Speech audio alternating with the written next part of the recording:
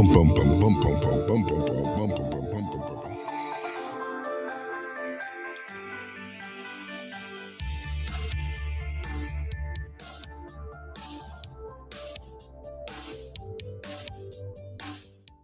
Oh, yeah, I just love that intro. That's such a cool intro. Newsboys, the original Newsboys. Yeah. Merry Christmas, Eddie. Well, you too. I see you're a little early. I think we've got another couple of weeks before you could have. There's one more Saturday. Yeah. Are you going to the Christmas parade today? No. Okay. Yeah, you could. You could be the master of ceremony. You could be out there on the truck announcing the floats as they go by. You know. Have you got an ugly sweater, Eddie? Everybody should have an ugly Christmas sweater. No, I don't play that game. Okay. As I used to say, I'm in living color. Homie, don't play that. Homie, don't play. Yeah. You know, I don't know. Off, by the way. Oh yeah, I might Thank as well. you. Yeah. Hello, everybody. Yeah, you talk too much anyway. You'll get you in there. You know, a lot of people don't know this, but I hate to toot my own horn or whatever, but just for clarity, I am actually responsible for a Tulsa Christmas parade again. I don't know. Did we ever tell that story? How another group decided to change the name. The people. Okay, it was a Christmas parade For how many decades? Oh, decades. Many of about it was 6. Yeah. It was very much a Tulsa tradition, right? And then downtown. They decided to change it to a holiday parade, and it was while I was on KFAQ with Pat, and so I told Pat I'm gonna see what I can do. So I go down to the city council to say, you know, why are they changing the name? And then I want to start a Christmas parade. And they said, well, we can't stop them from doing that. It was a naming rights issue, wasn't it, for you? No. I just wanted to see it back to a Christmas parade. But you wanted to use that name that they had used downtown. Well, no. That wasn't even an issue because they had already given it up. They were basically the holiday parade. Yeah, they changed the name. Right. So you got permission to use the old name. No, it wasn't a naming thing. It was just we want a Christmas parade. Yeah.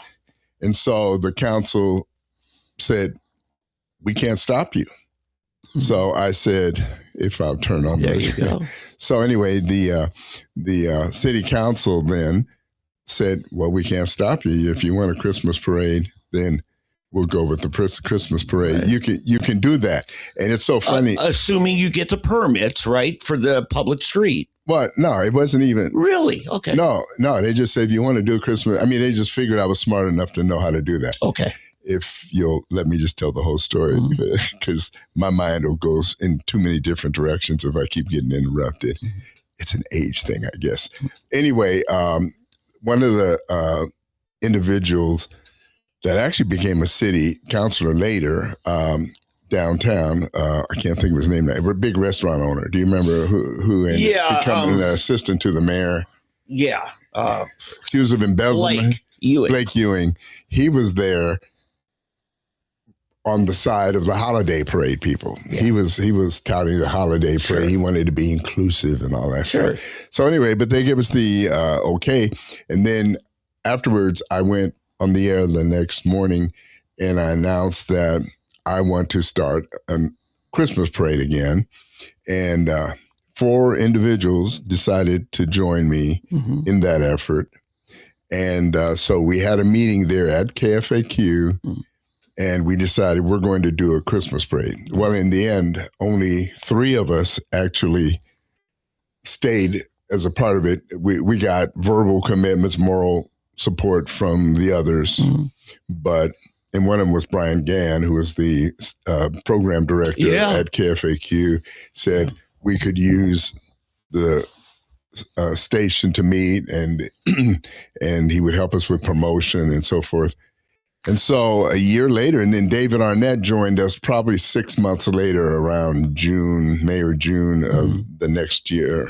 Okay. Because when we first did, it was December of, or actually it was November of, I think it was 2011. Okay. And then in the next year, then we got going, and David Arnett wanted to, he did end up having our press and so forth.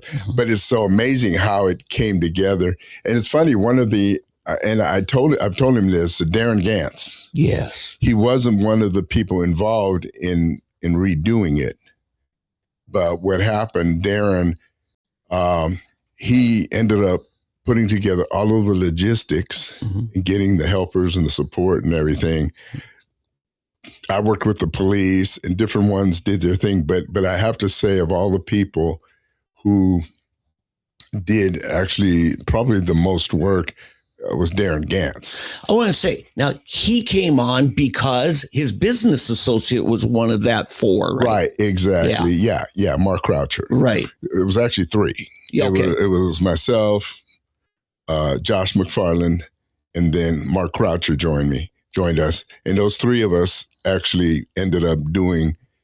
Plus the program director kind of gave moral support, but he didn't. Well, yeah, there were, as it went on, once Yeah. I came on and said, we're going to do this, and whoever wants to help, then we started getting different people doing different things. Just like Darren Gantz was, he unsung hero, because a lot of people didn't even know. But I've never seen anybody as good at organizing the logistics and the down-to-earth people thing. Yes. And he did it so coolly and calmly. He would sit in his golf cart with a walkie-talkie.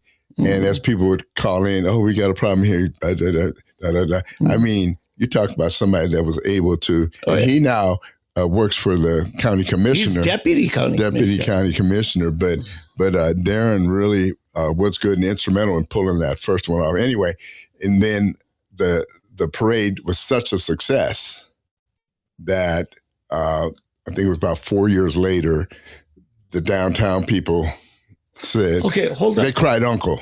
And tell me what happened at the downtown holiday parade during this time. It basically fizzled out. Yes, because people did. They ended up having a Muslim float at the Christmas parade. And, and it was about world peace. And they once you take Christmas out of Christmas, it just doesn't work. Yeah. It hasn't worked anywhere. It just doesn't, because it's such a significant and important event and a holiday and a day of the year that you can't just all of a sudden, we're not going to do this anymore. You spent time in Southern California early on, you and Vicky's marriage, because you were going to seminary there. There is a parade, and a couple nights ago, Debbie and I were watching TV, and it came up, the Hollywood Christmas Parade, which is nothing but a PR thing where you get celebrities and floats and they wave. Right. And it's pathetic. It's self-absorbed. It's all about PR. I mean, it's not centered on Christmas. Right. It exploits Christmas for their PR gains. Well, initially, it was funny. It was just a bunch of us trying to get a few sponsors together and this and that. And so Josh McFarland at that, because we had always said, well, my thing, I just want a Christmas parade back. Yes. That's all I did. So, and then everybody started. And so it got very popular. Well, the downtown people met with Josh McFarland and said, if you want to take over the downtown parade again, you can do it.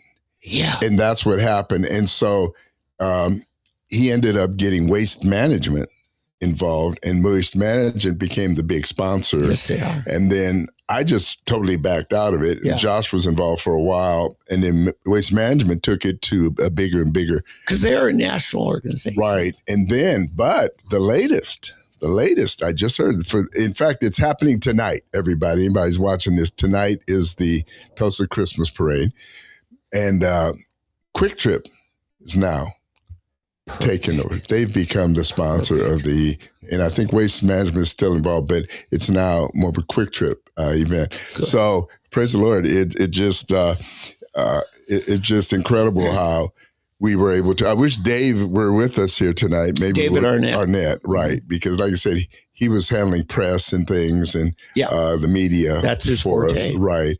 And then, but he only stayed with us through that and afterwards, and then he stepped out, and then Mark, Josh, and I continued to work at it, and then finally, when Mark and his group were not happy that we gave it over to the but it's funny because yet Josh played a key role in that transition and with the right. Oh no, he totally did, right. And that was our wish. My whole wish was to start it and get it one Christmas parade and get it back downtown. Yeah. And Josh was able to work, and the nail in the coffin for the other people was when Channel 8 said, we got to go back to a Christmas parade. And they ended up becoming one of the sponsors, Channel 8, to their credit. Yeah. And they televised it and everything. Yeah. And so it's been down there, and I just totally, I let him have a news guy. I stepped totally out of it. And then basically Josh and eventually the waste management people actually took over all the organization for the last probably, 6 years, I guess, 6-7 years, the waste management has been doing this thing. But key component, and let's kind of take this slowly and break it down. I remember when Chris Medlock was in the city council and a bunch of developers, real estate people, had him recalled. And they said, he is harming growth and business development. Yeah, that's crazy. What Chris Medlock was sworn to secrecy on is in his district, he helped create, which is now the biggest shopping center success we've had in over 50 years. Tulsa Hills. Now, that's, if you go south on the highway from downtown about 7 miles, you end up at 71st Street and Highway 75, and that's where Tulsa Hills is. And it has doubled in size since it first opened. Right. And they approached, tell us how you partnered with the new shopping center, Tulsa Hills. Yeah, they were still a young shopping center. In fact, I think there were only the 2 rows of shops. Yes. And then there was nothing on Sam's wasn't even down there yet. Right, that whole side, there was nothing there then. Right. Fact, and that's where people parked and watched. It went down to about 76th Street and stopped. Now it's down to 86th Street. Right, exactly. And they were happy, and I believe part of the success, because that first year, it's so funny. Tell us the logistics of it. Well, yeah, I mean, Tulsa Police was really instrumental. They really helped. And Les Young, he was the head of the traffic division for TPD, and we're still good friends. In fact, he's a client of mine now. But anyway, he did such a great job and so relaxed and so easy on organizing the police. But what happened, I didn't even realize this until we were already in the middle of the parade, but all the way up on Highway 75, up above the mall, people were trying to get off to get on 71st Street. Yeah. But for, I think, 2 or 3 miles, people were backed up trying to get in to the parade. So it had a much bigger turnout than anybody imagined. Yeah, exactly. We were never expected it to do that. But anyway, to make a long story short, through Josh's work and working with waste management, we got it back downtown, and I stepped out and said, go for it, enjoy it. But that was my whole thing the whole time. I never wanted, credit or to make it wasn't my parade. It's funny how you get there. You get people who all of a sudden see gold in them, our hills or something. They want to co-opt it or want to make it their deal. And I'm just not, I've never been like that. That's why, like I said, and Josh either. Josh basically stepped out, and we just totally gave the thing over to people who could take it to another level. And so the mission was accomplished. We have a Christmas parade in Tulsa again. Yeah, your mission was The interesting thing is what a huge windfall this was for a new shopping center. Yeah. Because people didn't know who is that? Where is that? You know, it's kind of like there's still people don't know about the outlet mall down in Jinx. Right. But it's important to have that big community event that you get to host. And it really helped launch Tulsa Hills. And I can imagine they did not want to see it go. Yeah, that's true. They didn't. But honestly and logistically, it was too confined. Yeah. Now they tried to keep something going there, but really the community wants one Christmas parade. Right. And that's all you wanted. Right. Exactly. And we always felt that downtown was a better place for it because the Tulsa, that area is just too hard to logistically handle traffic and everything. Mm-hmm. The parade route and the way we organized that, like I said, Mark Croucher and Darren Gantz really handled all that and took care of that. Yeah, Olympia Avenue was a good venue. Right. There in Tulsa. But what helped him so much is behind on the west side, the back of the mall, which was basically it at that time, that's where all the staging was done and everybody came around. No, that would be behind Best Buy and Ross and all those shops on the west side of Olympia Avenue. Yeah, I don't know about them being there.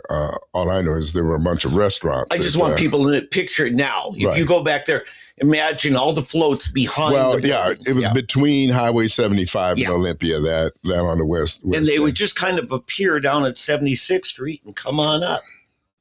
And they get up to the light and they just kind of go behind the building again, disappear.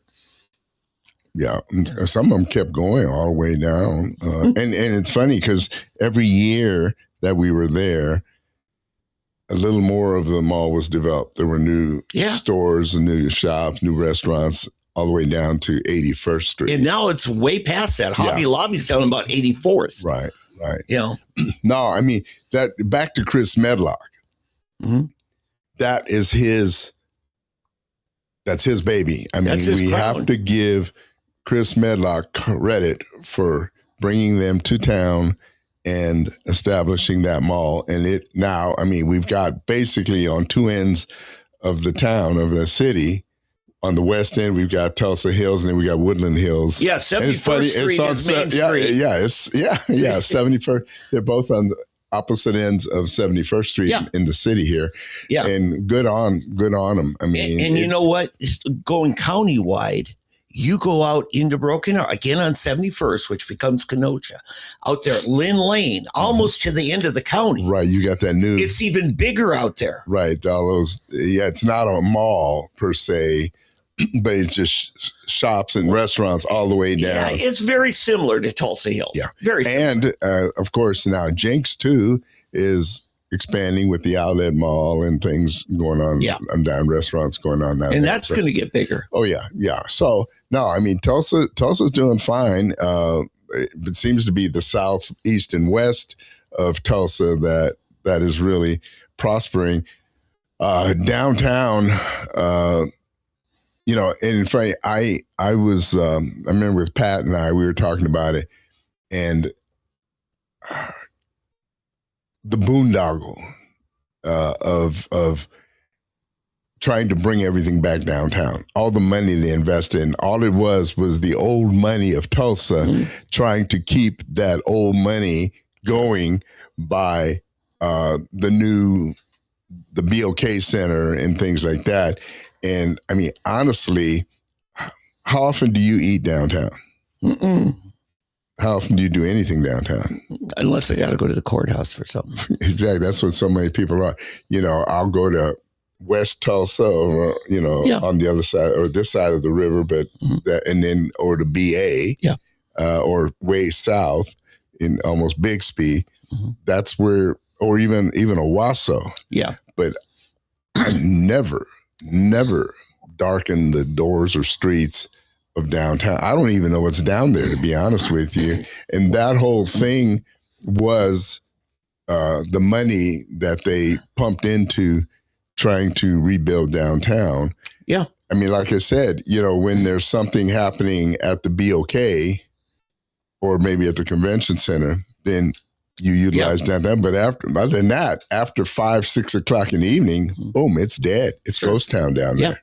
Yeah, and really, in fact, we need to get Kelly Dunkerley in here again. He's coming to the end of his 4-year term, and so I'm expecting to run for another. Yeah, but we need to do a checkup, kind of assess it, because one of the big issues that he had to deal with early on is, what do we do with a courthouse that is rotted, dilapidated, ought to be condemned in many ways, and they kept trying to patch up, fix it up. And I said, why does the courthouse need to be downtown? There is no good answer. What they did tell me is the landlords and the lawyers, because they all have these long-term leases in office buildings downtown because it's right by the courthouse. Well, yeah, and the property is owned. It's old Tulsa money. It is. It's Jewish and Catholic money. Yeah. Now, I love Jews and I love Catholics, but at the same, I love black folks. But if I'm against policy-wise, if there's something better, then we've got to go with a better option. And you're right about that. There's no reason really. But I remember there was this guy, he's passed away now, but we used to see him, little Jewish guy. Yeah. And you would probably know who he is, but he owned a bunch of the property down there. And I remember I'd always see him. Every time I go downtown, I see him walking around getting a petition to get the 2025 money to rebuild the downtown. Yeah. And it's because he owned all the property down there and wanted to bring up the property values of downtown. And I think, honestly, I'm thinking you'd almost be better off if you turned downtown into a pure entertainment district, pull all the government stuff out of there, and make downtown the place, with you've got the BOK down there, the convention center, the different things, and then just turn all that into eating places, and then you can do your, what do they call that? Multi-use housing or you can have upstairs condo loft apartments, right above, little shops downtown and that type of thing. I mean, if you're going to do that, that's the way to do it. Yeah, but not just because they've dumped money down there. Oh, it's horrible. Oh yeah, and it's just there's nothing there. Yeah, it's a bottomless pit. Yeah, it is. And I have to say, I think, getting back to the courthouse and things like that. Now, we have the municipal courts in one building, the federal courts close by, and then the county courts. Right. Well, the county is actually the state district court is housed in the and the county has bought a building across the street. Yeah, that's basically runs their executive services, right? Their county office. Like the county treasurer, where you go to pay your taxes, the assessor, where you go fight with them over what your land. And that's where all the the county commissioners' offices are all in that building. And the thing is, and Darren and Kelly did a good job explaining to us, when that courthouse was built, we had less than half the population that we have now. It's half the size of a courthouse for the population we need. What I'd like to see them do is move civil courts into a separate courthouse, a separate building. You can still run all your criminal, where you haul the inmates in, the sheriff's department, all that stuff, but you could easily move the civil courts. Oh, sure you can. That would be the family courts. That would be the, I'll tell you the perfect place for it.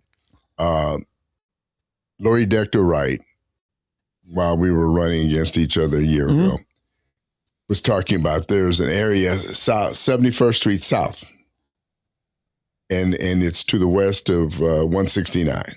That whole area is just wilderness. I mean, you can't even see. You don't know what's in there. You're right. Except homeless people, I think, are in there now. But anyway, and she was talking about turning it into a park. Well, we got enough parks. The parks, for now, we don't need another park.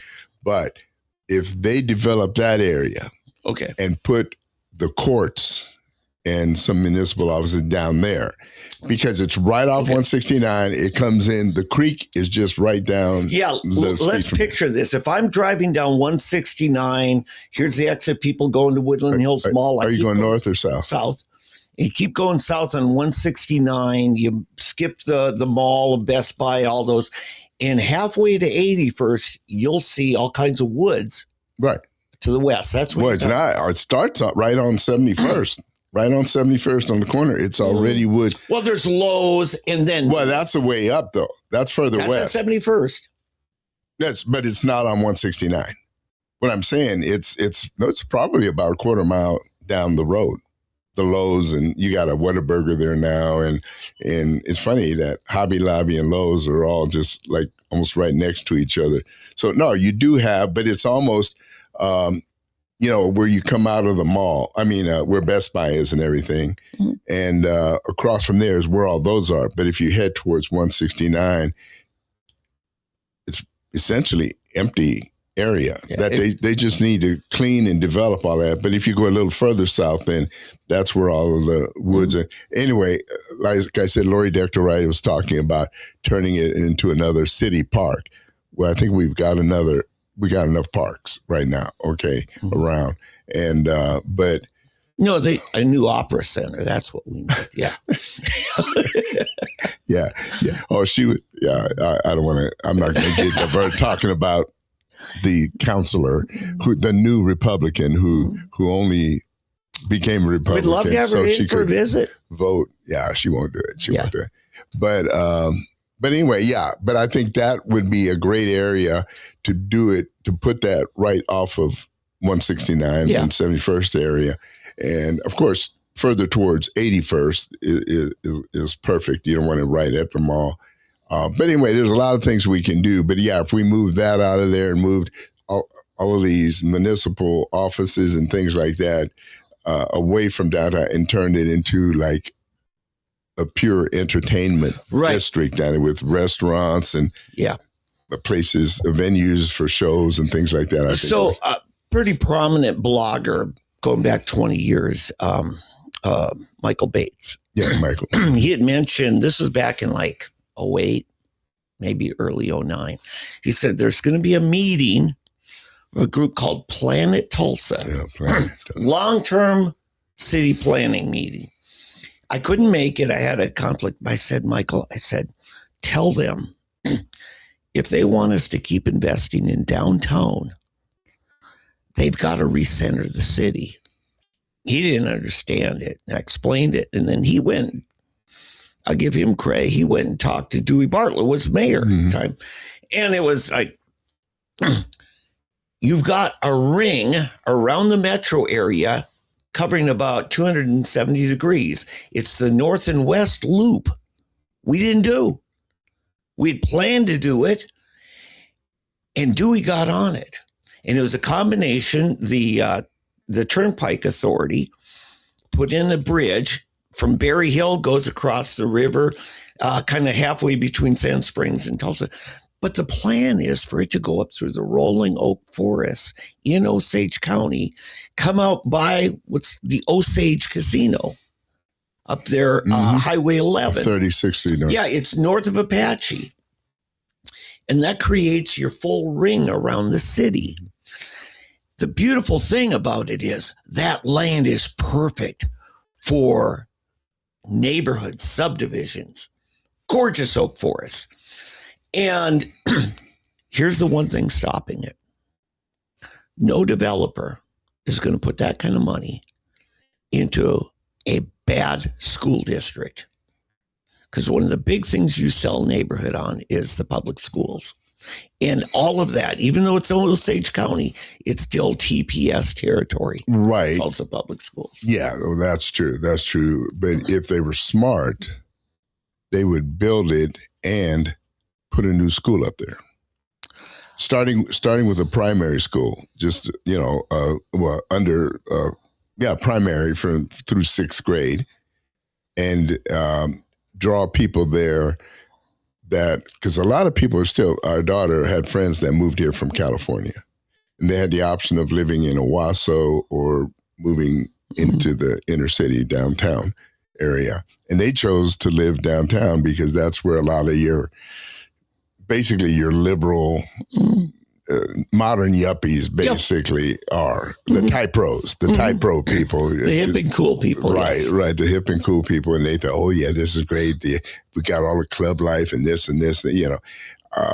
to people who have lived longer and seen more, we don't want anything to do with that. Yeah. The way they have their lifestyle. They want to think they're in New York City or something. Right, exactly. But that's what I'm saying. If you turned these buildings into multi-use, with shops at the bottom, and your restaurants, and then the living spaces above. I mean, if you're really going to that.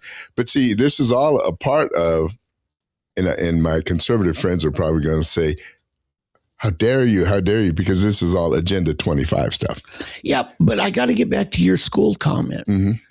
It's not the building, it's the school district.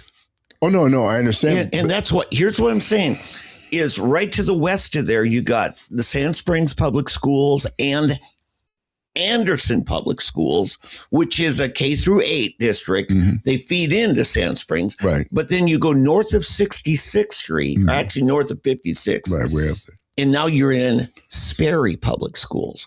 Now, my son and daughter-in-law have 4 kids. Wow. Once you get north of 56, that's Sperry. And Sperry's a decent small town district. Mm-hmm. It's kind of like Berry Hill. It's public school, but it's not got a lot of the urban issues. I'm just trying to get people's picture of their mind. Right. Some of the worst images we have of some of the worst Tulsa public schools. Right. But even those schools, if you go north of 36 on Cincinnati or what's MLK now, what was it up there? I can't remember the name of the school because I had clients up there and I used to have soccer, little youth soccer teams practicing up there, and they're just still bad. I mean, they're just as bad. They are. And that's why I say, if you could just take that section, it's in Osage County, and this would be lobbying our new state school superintendent to reassign it. And a city superintendent. Yeah. There is no city superintendent. Well, or TPS, superintendent. Yeah, but you take it away from TPS. They would have no say. Yeah. Well, yeah. See, here's the deal.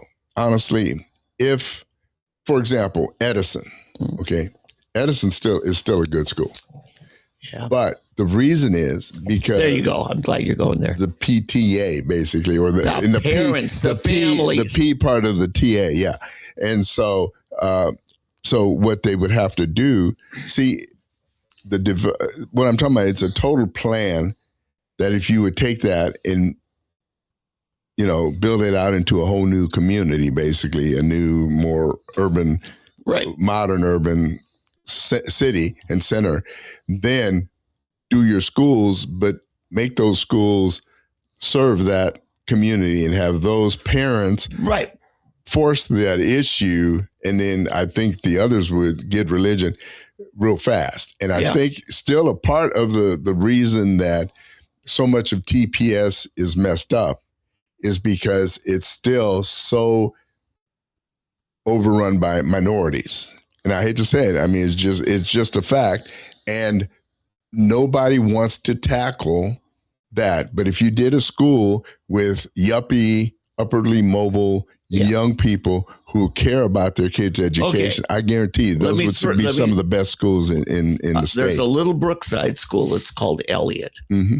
And there's a long waiting list to get in that TPS school. And the folks who live in the snobs of Brookside don't want those outsiders coming to their school. Well, exactly. That's their school. Well, that's Elliott. That's our school. Yeah. And you know what? They should be proud of what they've established there in a culture of learning. Yeah. I get that, Well, that's what I'm saying. If you could do the same thing by building a new school around the center of Tulsa, turning it into a new community, downtown community, and you could do the same thing. Eddie, this is the idea. Gary Stanislawski almost got it passed, but then COVID hit and cut short his last session. We need to break up Tulsa Public School District. you could say every 2 high schools and their feeders, or every high school and its feeder, elementary, middle school. And you would have more ownership in the neighborhoods. Yeah. People, because right now it's such a big monstrosity. Nobody feels like it's their school. Well, and this is the truth. This is the reality of it. Okay. I had a friend who became the principal of, what's the worst high school in town? McLean. McLean, yeah. But they even changed it from McLean School. They gave it a new name. Yeah. And they didn't call him the principal. He was the CEO of McLean because he didn't have a teaching credential. He was a business guy, right? Yeah. But they made him over McLean. But he saw, because of his business sense and being a successful businessman, people listen to this. He saw what was happening. They were purposely, I don't know if they're still doing this, maybe, they were purposely keeping McLean and Monroe and the feeder schools into McLean as at-risk schools because it gave them extra federal money. There it is. But the money would come in to TPS because based on these failing schools, but where did the money go? It went to Edison. It went to Memorial. It went to these other outlying schools in the district.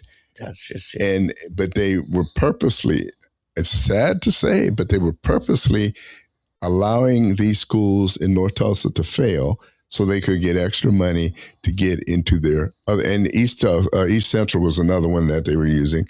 Right. So I think you've got the right idea if we broke things up. But here's the problem. I'm afraid they would still just ignore these failing schools in North Tulsa because Democrats don't care about black people. I'm just going to say it. Or Hispanic. They don't care about minorities. They just want to, exploit them. They want to use their poverty, their mentality, and reinforce their mentality, the grievance society. They want to create and feed the grievance society and then take the money and put it into their own coffers. In fact, I'm going to switch gears totally. Ilhan Omar. Yep. You've seen how much money, what her net worth is? No. $33 million. Oh my God. 33 million. When she first became a congresswoman, which I think is 6 years ago, probably 5 or 6 years ago, she was worth $65,000. $65,000 into $33 million. Now you tell me how you do that. Yeah. On a congressperson's congressional representative making $175,000 a year. How do you turn that into $33 million in 6 years? The Democrats don't care. But I know they don't care, but they don't. They just, the people keep voting for her. Right. Oh yeah. It's because it's her people. Yeah. It's that big Somali community and the liberals. To quote the movie Primary Colors, Bill Clinton, his campaign is in tatters with scandal. He goes up to New Hampshire and a lady comes out of one of his rallies, says, yeah, he's a crook, but he's our crook. That's just it. Yeah. Ilhan may be a crook, but she's their crook. Exactly. Yeah. That is the mentality in the black community, in Hispanic community, and all of these, what do you call it? Balkanized. See, the balkanization of America is underway. It's been underway. Oh, yeah. And they're trying to build the It's an urban-rural thing. Well, not just urban-rural, but it's divided among race, among sex, among communities and so forth. Yeah. So it's terrible. No, I tell you, because growing up in Minnesota, every Friday night, you see the interstates and the state highways going north. Everybody's pulling a boat or their Escalade and going to their cabin up north at the lake. All the city folk, rich city folk. And the peasants are ready to revolt. And I could see them eventually getting so angry with the Beltway liberals and what they've done to that state that they could take it out on their lake property. It's that. Yeah. I'm concerned because I have family lives up there in that lake country. But, oh, by the way, back to your McLean thing. Right.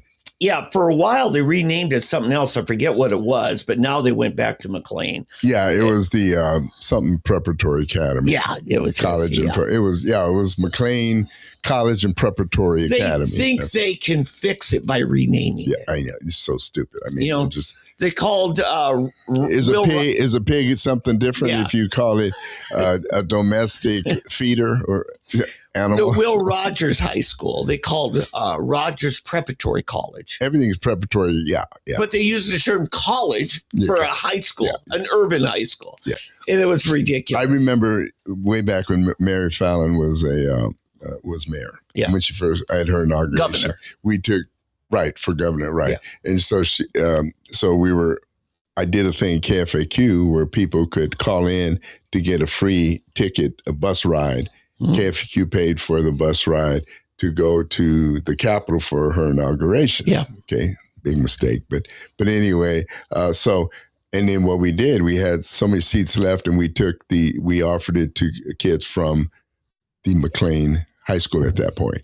And so we had probably six young people from This would have been January of 2011.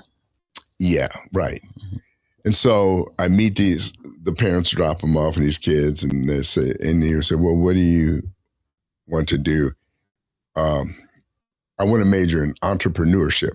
Mm-hmm. And I would say, well, wait a minute, I don't know where you can get that major. There's no such major. But they had been brainwashed into coming up with these terms that they throw out for minority communities, entrepreneurship and this professional and which means nothing. I mean, it means nothing, we know what entrepreneur, but what are you going to major in to become an entrepreneur? Accounting, finance, some business or, you name it. And if you had ask them, you can't, And so, it's just, and it's not just the Black community. I remember one of the funniest things, I don't know if you ever remember where I adopted the title. Pat would introduce me as an Afrophysicist. Yes, I remember that now. Well, it's because this girl called one day, or I think it was on Channel 6, or they were talking to her and asking her what she wanted to major in. And it was some weird, it was a misnomer. She said something, some kind of physicist, and I can't remember. It wasn't astrophysicist. It was I think astrological physicist or something like that, astrological physicist. And so after that, I said, well, I'm an Afrophysicist, Yeah, that's and so good. he would introduce me. This is Eddie Hubbard, resident Afrophysicist. I love it. But I mean, I forgot all about that. Yeah, but that's how the community has been brainwashed. Yeah, they think a big fancy name fixes everything. Yeah, and I remember, I think I told this story working at Farmers, and whenever they brought, had a Black applicant, to become a new insurance agent with Farmers, they would bring them around and have them interview, and if they were Black, they would send them to me if they were Hispanic. You're the token, right? Yeah.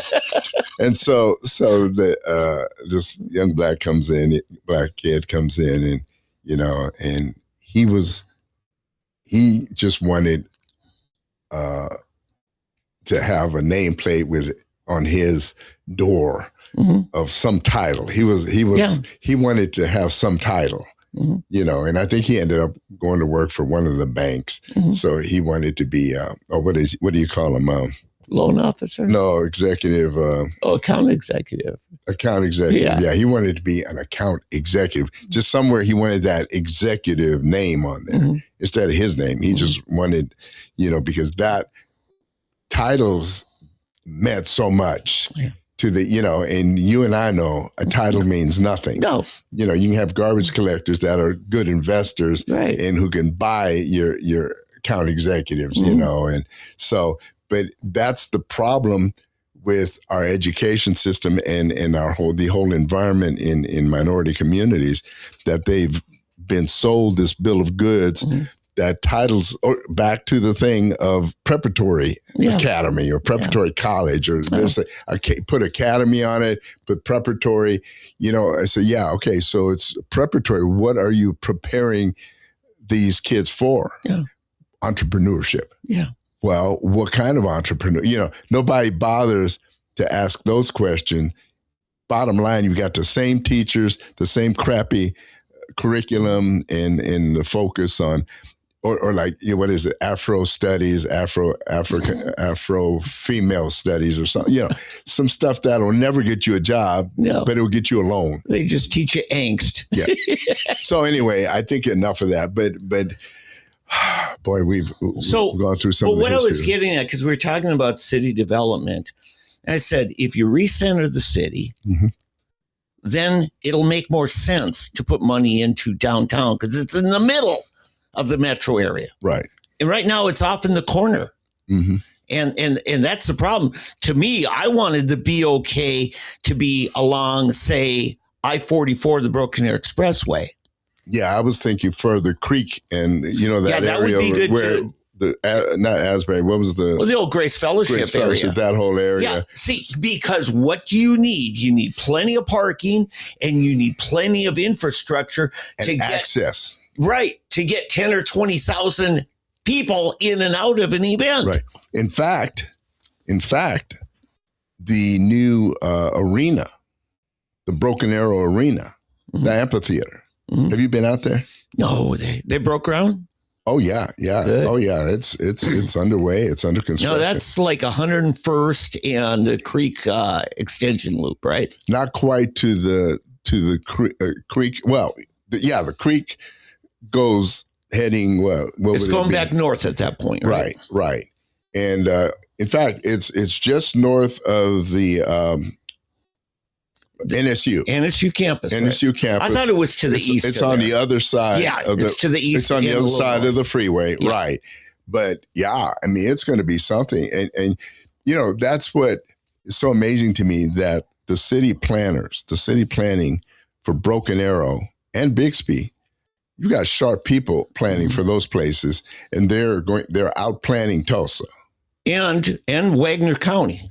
Yeah, because that's in Wagner County. Right. Broken Arrow eventually is going to be more in Wagner County than it is in Tulsa County. And probably they'll be glad of it. Yeah. If they are running things properly, if the Wagner Council is good at their job. But that's going to be it's going to be a great event in the spring and fall, especially.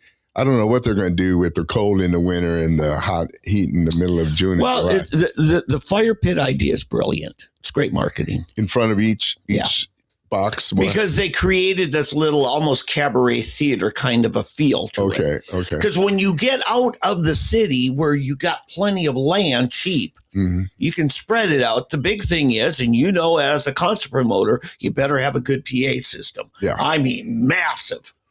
And you better have plenty of land so the neighbors aren't calling the police for noise disturbance. Well, they'll be told, you can move. Yeah.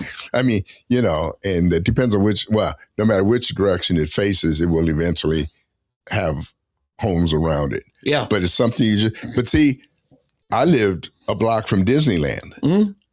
And you just deal with it. You're used to the fireworks. They were there before you were. The 10 o'clock fireworks and the crowds and, and all. It didn't bother anybody because, like you said, when you move in, you know what you're getting. Yeah, see, in the 70s and 80s, over there by the fairground in Tulsa, people were up in arms complaining. And you know what? The county just said, we were here. This was a fairgrounds before your developer put your neighborhood in. Right. We were here. Yeah. And it's also not in the city of Tulsa for a good reason.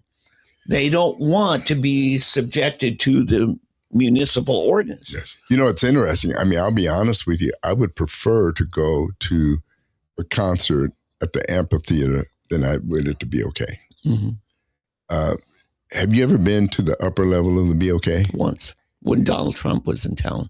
It's scary. Yeah, I went and sat up and then nosebleed. It is so steep. Yeah, it is. That if you trip, yeah, you're not walking away from that one. Fortunately, I haven't heard of any such accidents. But no, I know, but I was probably because everybody's worried about it. Why you step carefully to make sure you don't trip or fall. Any kind of arena like that, you have an act of terrorism.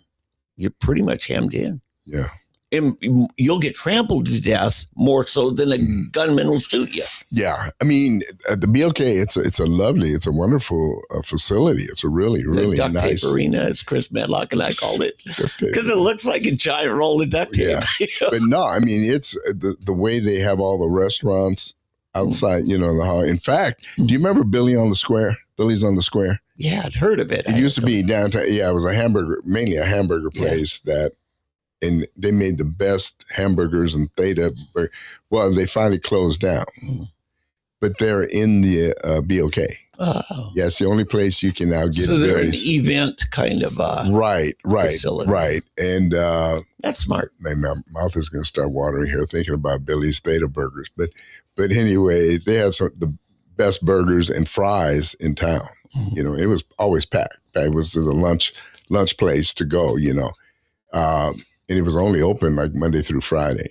They weren't even open a week because downtown is dead on the weekends, right? Unless you have but anyway, I think we beat that drum enough. Well, maybe politics. I don't know about the city, but I think our county commissioners listen to us. Well, but I just want to say thank you for what you did to rescue the Tulsa Parade, which you can see tonight. Probably, I'm guessing it's around 5, 6 o'clock, maybe. I think you're right. Because it's going to get cold tonight. Right. Hey, by the way, we welcome any of the county commissioners, and that includes Commissioner Stan Salih. I would love to get him in here, along with Kelly and then Lonnie Sims. Lonnie Sims. It'd be good to have. I called Lonnie's office just a couple days ago. Did you? Waiting to hear back from him, or his deputy is Mark.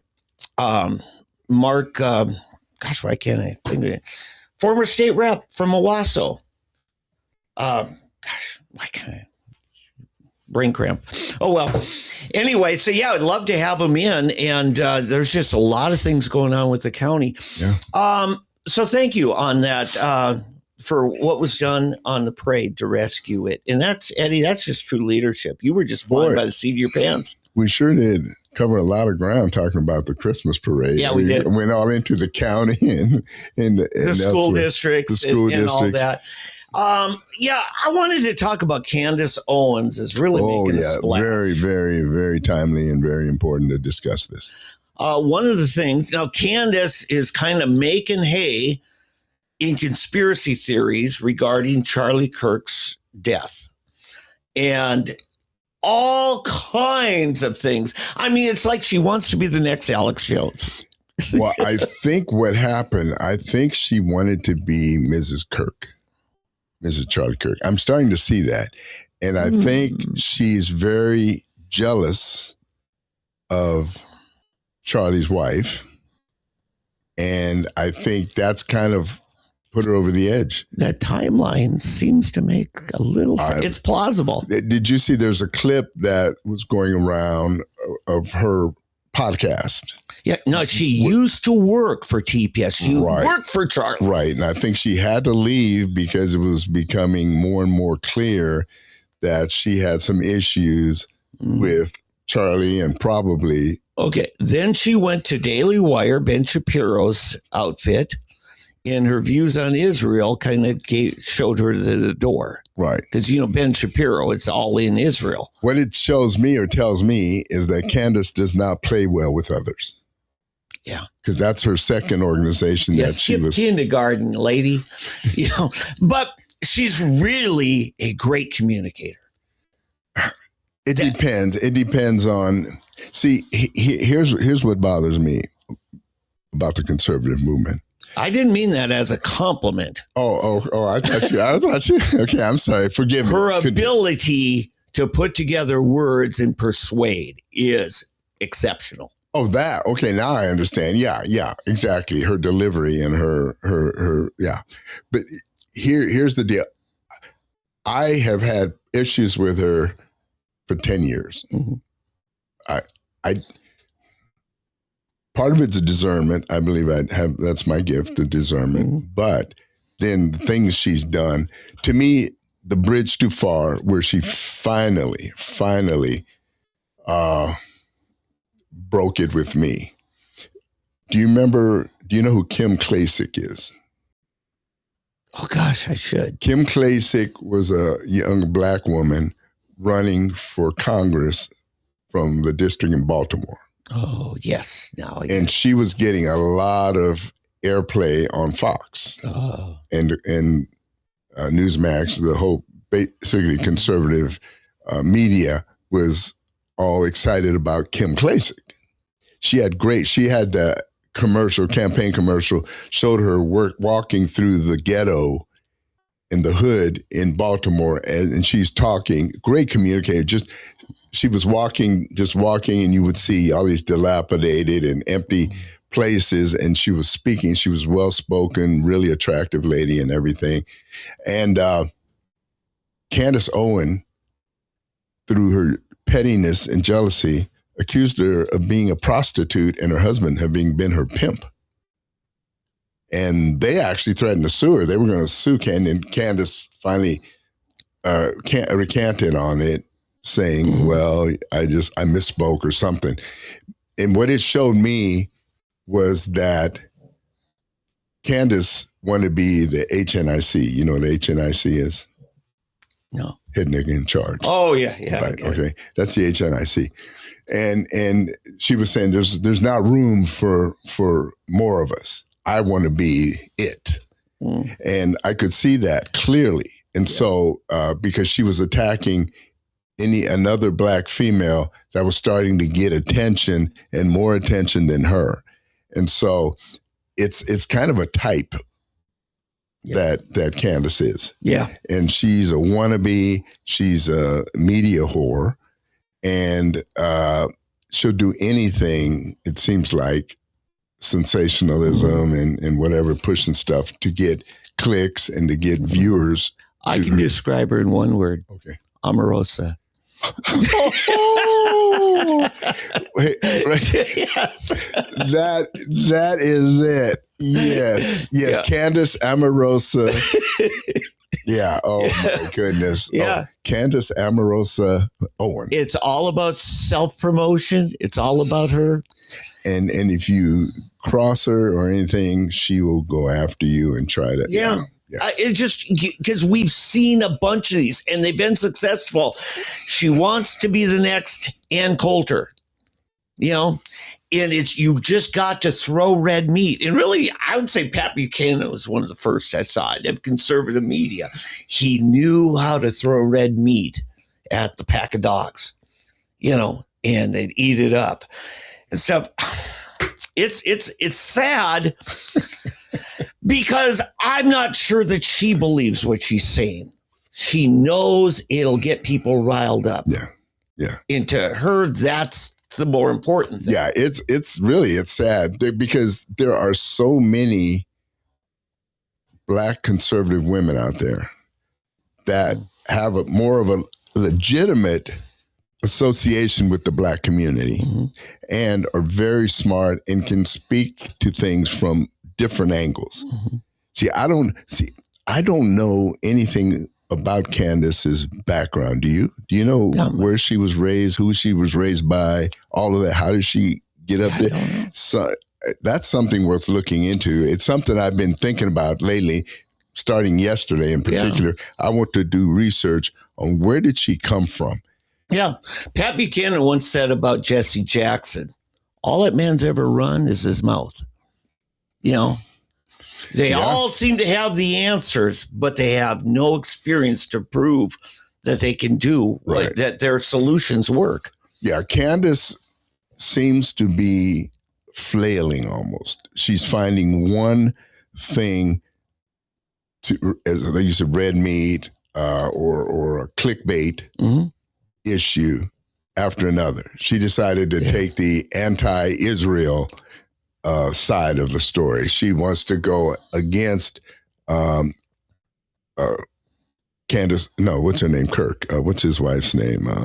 Erica Kirk. She started, in fact, I don't know if you saw it this week, they had a thing on there, a clip of her where she was talking about Charlie coming to her about dating advice and wanting to go out with this girl and how she helped him. She was in his apartment and helped him pick out his clothes and, and all this. And I'm thinking, are you serious? Nobody wants to hear that. Sorry, you lost. He picked his own wife. In fact, it was funny when I joined Youth with a Mission, and they used to, the young couples, if two singles were starting to get a little close and be attracted, they would have to go to this council to have approved if they could date, almost like Mormons or something, Chapuza's like that. Yeah, exactly. It was that type of thing how it started. Yeah. And so this guy left. He was a South African. Sure. He went to, and he wrote a letter back to everybody. He said, I've had that rare privilege of choosing my own wife. Yeah. But it's like Candice, felt like maybe she should have been Mrs. Kirk, or at least been involved in it's just megalomaniac. Mm-hmm. I mean, it's so bad, it just stinks. I'm put off. But what bothers me is all of the conservative people that are buying. And what I think it is, Dave, I've seen this. I've seen it here locally. There's a person who's kind of prominent in the party and a female. And it's like, you have conservatives that so badly want to reach out to the Black community or be seen as non-racist, that they'll just gravitate to, this is a Black person that, this is, you got to see this, but you got to hear that, we got to do this for this person. And you're not vetting people properly. Right.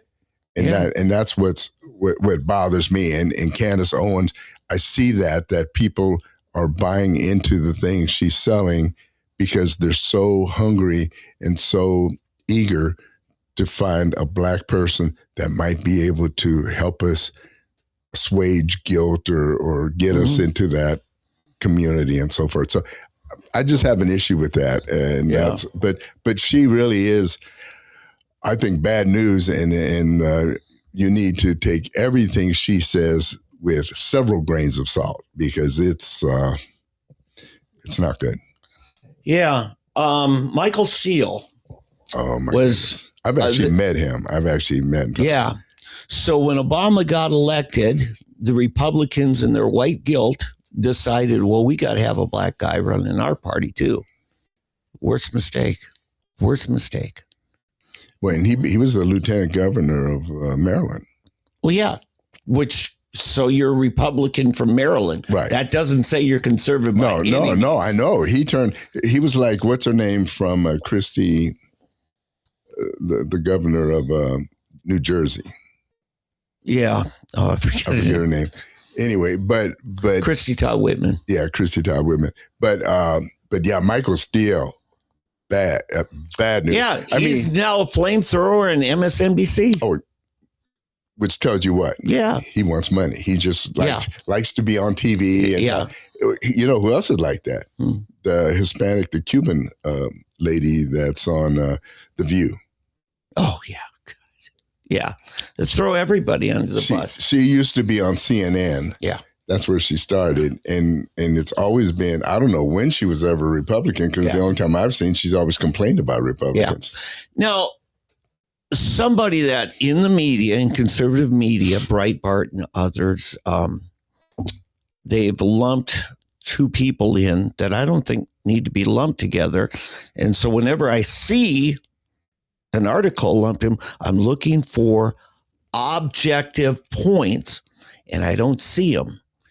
And this other person is Tucker Carlson. Now, what Tucker has said, he kind of is threading the needle. He says, look, if you got questions, it's okay to have questions. It's okay to ask questions. And so he's trying to thread the needle here to say, I'm not saying Candice Owens, shut up. I'm just saying a question should be an honest question. That's what I've heard him say. I've listened to him myself on that. I think it's okay to have that position. Yeah, I take a different position. Okay. I take the Rush Limbaugh position. Excuse me, there's something in here bugging me. But anyway, Rush, there was and is no other person like Rush Limbaugh. Right. Tucker, I believe, had the potential to come close to that. Mm-hmm.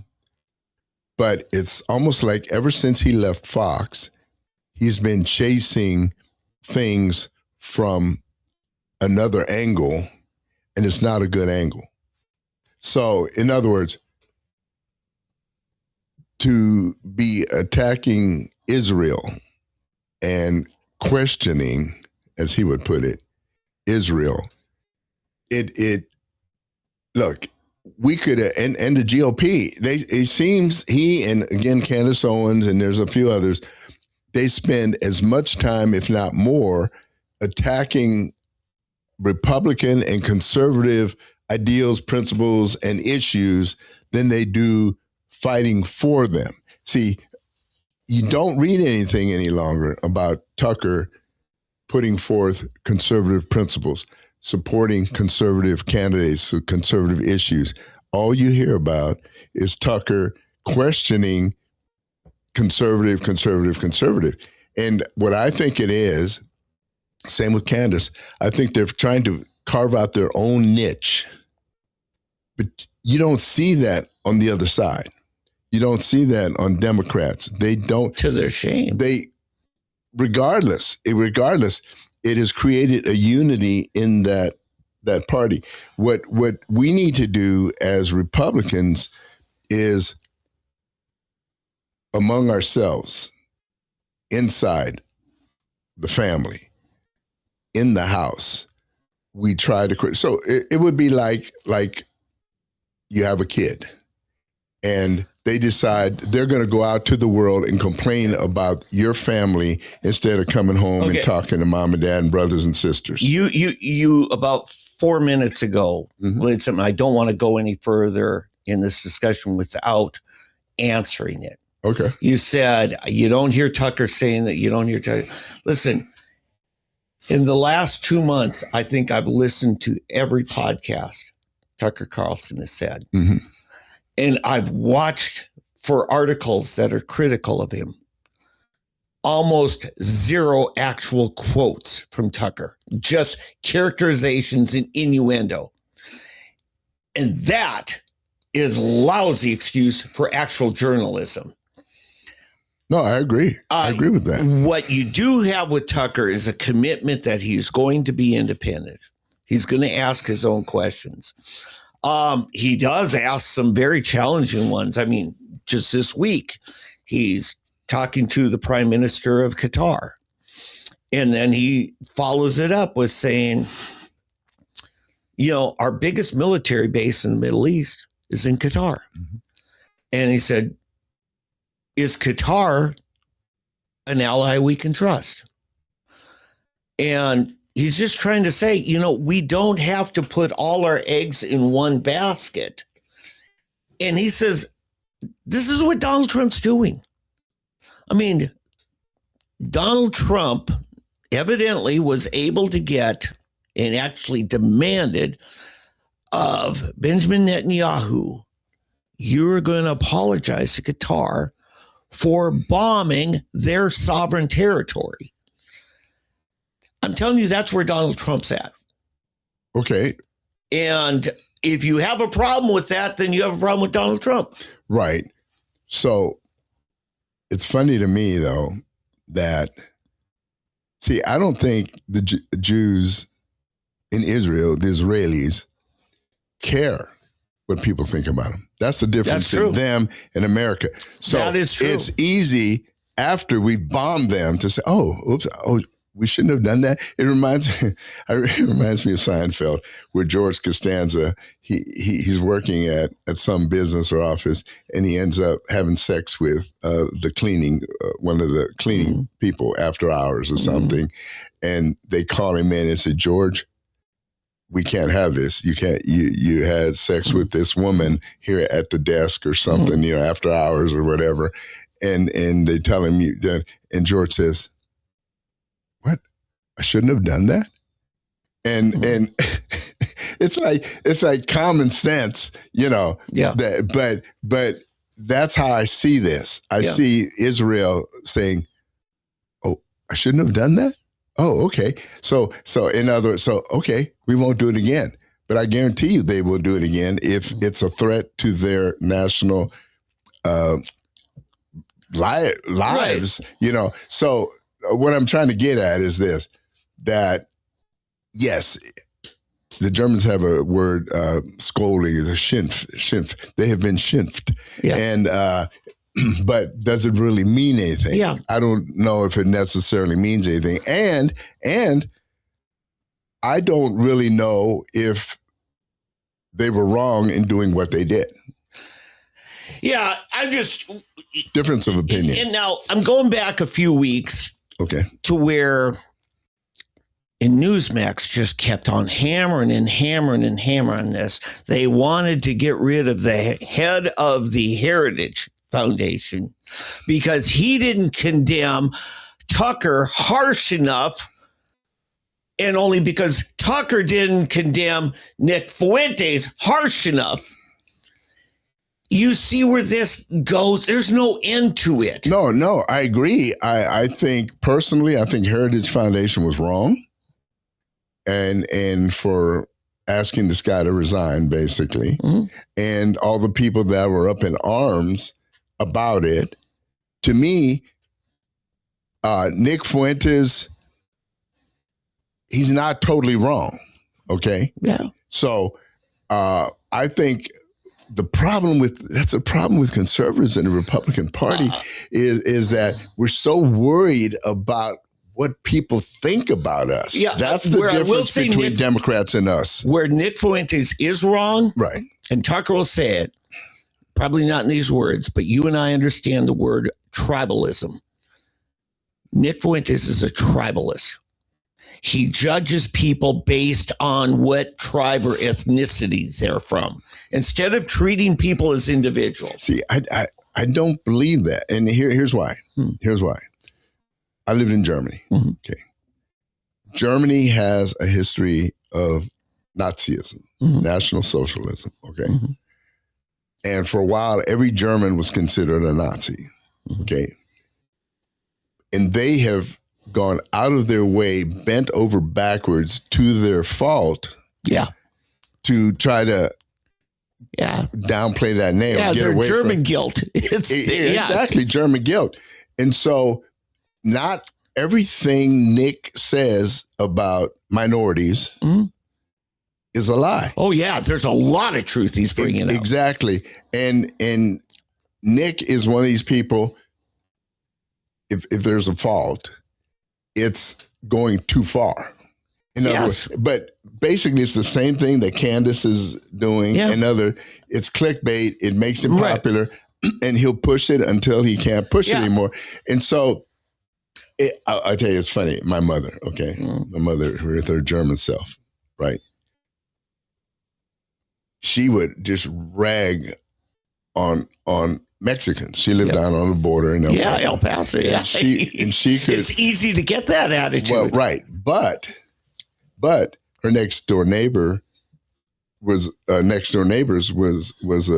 Mexican family. Yeah, and all around her was Mexicans, and she would go to eat, and she and the next door neighbors were the best of friends. Yeah, isn't that something? So in her mind, it wasn't really about Mexicans.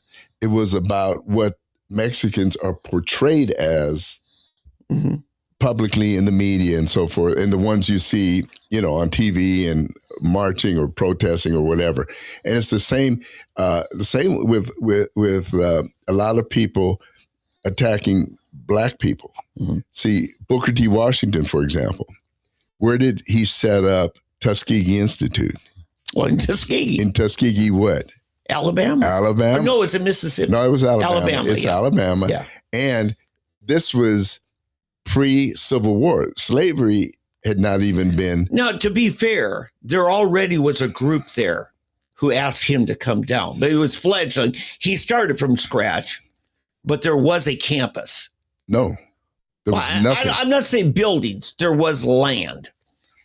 There were some people there who wanted this, and they sought him out, and he started. Right. They started. They sought him out, and they told him here. And he was expecting what you said, buildings and land to be there. No, there was nothing there. There was a chicken coop. Yeah. And that's all it was. And so that's what made it so incredible is that they built that entire campus from scratch. Right. And they've done phenomenal. I mean, George Washington Carver, the greatest innovator. Right. Let's not get okay. Let's stick on what I'm getting at. But so basically, he started from another. But going back to the main subject here, that just because Nick Fuentes makes statements about Jews or this or that does not mean, or anybody that's associated with Kanye West. Remember, we got in a whole big deal about that deal.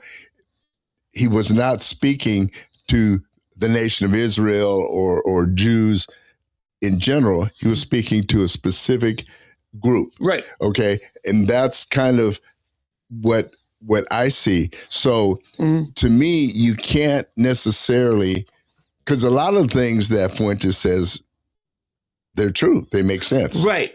But I think to a lot of extent, he's doing what we talked about Candice Owens doing and others. Right. And let me go down that road just a little bit, okay. because a couple of the guests that Tucker's had on the last couple of months, he did have Fuentes on, 6-7 weeks ago. And then recently he's had Milo Yiannopoulos. Right. I don't think the outrageous faggot. Right. I don't think anybody who's now the celibate. Yeah.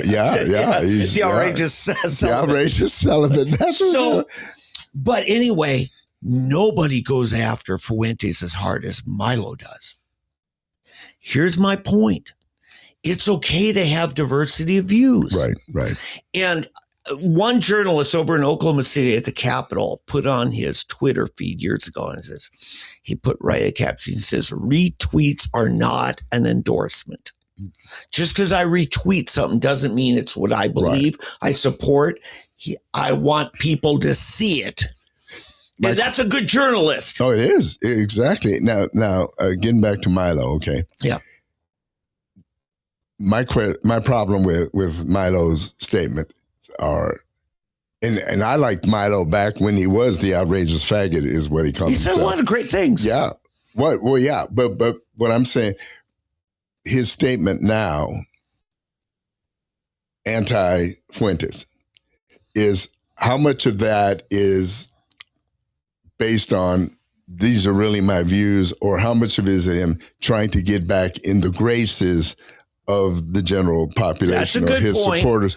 We don't know what his motives are. Exactly. But one of the most powerful things he did was he found a clip and posted it of Nick Fuentes standing on a statue on the steps of the Capitol and said, we have to storm the Capitol, over and over again. Right. He's exposing Fuentes with the allegation he's a Fed. So he thinks he's a Fed, like the other guy we've had on with the hat on, moving the gates and come on and we got to storm the right. Yeah, that now see, that's a different issue. That's a different issue. Yeah, I can and see. I'm not a Nick Fuentes supporter or fan or anything. Yeah, I always just like people to go beneath the fold, to dig in and say, what is this person really saying? What are they really doing? And why are they doing this? Yeah. The motive. To quote Frank Peretti in The Present Darkness, where are we going? Where are you taking us? Because you know they have an agenda. Right. And you have to be aware of what they're trying to manipulate you to. See, my big issue with Fuentes, I don't believe he is legitimately anything. Yeah. I think he's another Candice Owens or one of these people that is a higher class version. Ray Epps is who you were talking about. Right, Ray Epps. Yeah. A step higher than somebody trying to get clickbait on the internet. Probably all of these people throws stuff out there to see to get news press and get people behind it. Because to me, I'm more upset with the people who follow him and think, oh, he's this great guy, than I am with him, because he's just a guy out there trying to, get attention, get money, get prominence, whatever. This is our big thing right there. You're getting, let's go further in this. We are not celebrity worshipers. We are not devotees. And even of Donald Trump, okay? You have to be principle driven and, not celebrity following. Right. It reminds me, why do we have such a problem with this and get up in arms so much when the other side, Ilhan Omar, OAC, and many others are always throwing stuff out there, chum out there to get people riled up. I mean, the stuff that AOC says is much worse to me than anything that Fuentes says. But Eddie, and Omar. Eddie, you're a youth of the 60s, okay? A young adult of the 70s. Back at a time when the liberals, the left, the Democrats actually still had substance. Right. Okay. And they don't anymore. They are complete repudiation of that which they used to be now. No, that's true. No, I understand. But what I'm saying is the difference in the Democrat Party is they defend and say nothing about their people, and the Republicans are ready to eat their own. That's true. What's his name? I didn't even know he was gay back at the time, but he's the one that got kicked out of the Congress, out of the George Santos. Yeah, I saw him on TV the other day, and it was Romney and his cohorts. He drummed it up to get him out. Sure. Menendez, all the stuff he's done, and so many others, the things they have done, and Democrats, nothing to see here. Yeah, Blumenthal. Yeah, the Vietnam vet. Stolen valor, right, exactly. You got all this stuff. Oh, Pocahontas. You got her, right? Right. But for some reason, Republicans seem to have this idea that it's noble to go out and rid ourselves of all of these people. When to me, Romney is a bigger problem than Santos ever was. Okay. And now Romney's gone, thank goodness, as well. But what I'm saying, so we've just got to learn how to play the game and then take care of stuff in-house with it. And that's what I think the speaker tries to do. Mike Johnson. That's what I think he would like to do, is publicly, we're one, we're all together, we're driving and marching to the same beat. Right. And then you get them in the private chambers. Right. And you say, you need to clean up your act, get it together, or we're pulling our money from you. We will find somebody to run against you. That's how Democrats play. But trying to lead the Republicans like herding cats, right? They just, but again, you get authenticity in this. You get originality, original thinkers. And to me, that is still the life that is your future, is you still have people who can think for themselves. So anyway. Right, no, I do. And I'm not saying we don't think for ourselves, but we need to think for ourselves privately and deal with, what does scripture say when somebody's caught in sin? What do? Well, you are spiritual. Restore them in a spirit of meekness, considering yourself, lest you also fall. Well, but also, what are the steps you're supposed to take? You go to them privately. That's true. And then you bring him in front of the congregation. If privately, if that works, you're done. Right, exactly. And if not, you take him before a couple of witnesses. If that doesn't work, then you bring the matter to the church, to the congregation. Congregation. Yeah. So I go to you, then I go to a couple of other elders, and if not, then I bring him to the party, not to the public. Yeah. Okay. That's how you're supposed to handle this. But Republicans feel there's some moral reward for exposing, we got to get rid of them. They're this and they're this and they're this. The Democrats, strangely, probably are practicing more biblical correction procedure than the Republicans are. Yeah. And so that's what bothers me. That's what bothers me. And Romney is thinking he has the moral authority and on his high horse that I'm purging the party. And then he ends up being one of the ones who's basically destroying the party. Sure. So it's, and what's her name was the worst. What's her name? From Montana. No, I'm sorry, Wyoming.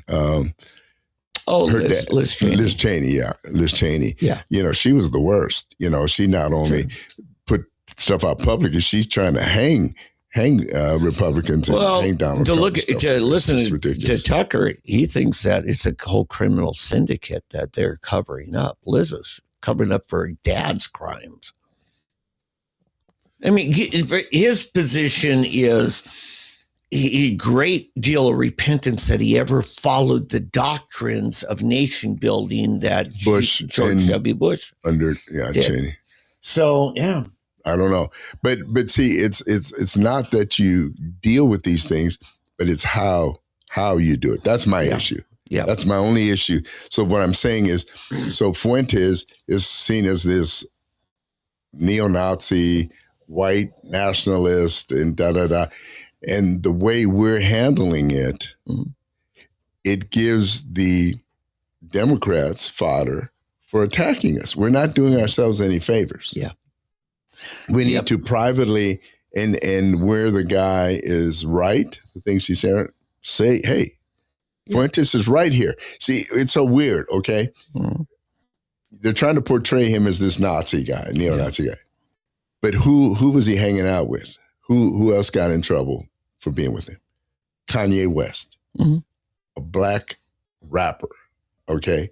So it tells you Fuentes apparently is not a bigot. He deals with issues. And all of a sudden, this black rapper becomes a neo-Nazi just because he happened to associate and meet with this guy and agree with certain things he was saying, which I believe were true, the things he was saying. Yeah. He wasn't attacking the nation of Israel. He wasn't attacking Jews at large. He was attacking a segment of the media that had done him personal harm. He was speaking a truth. But it was a truth about what?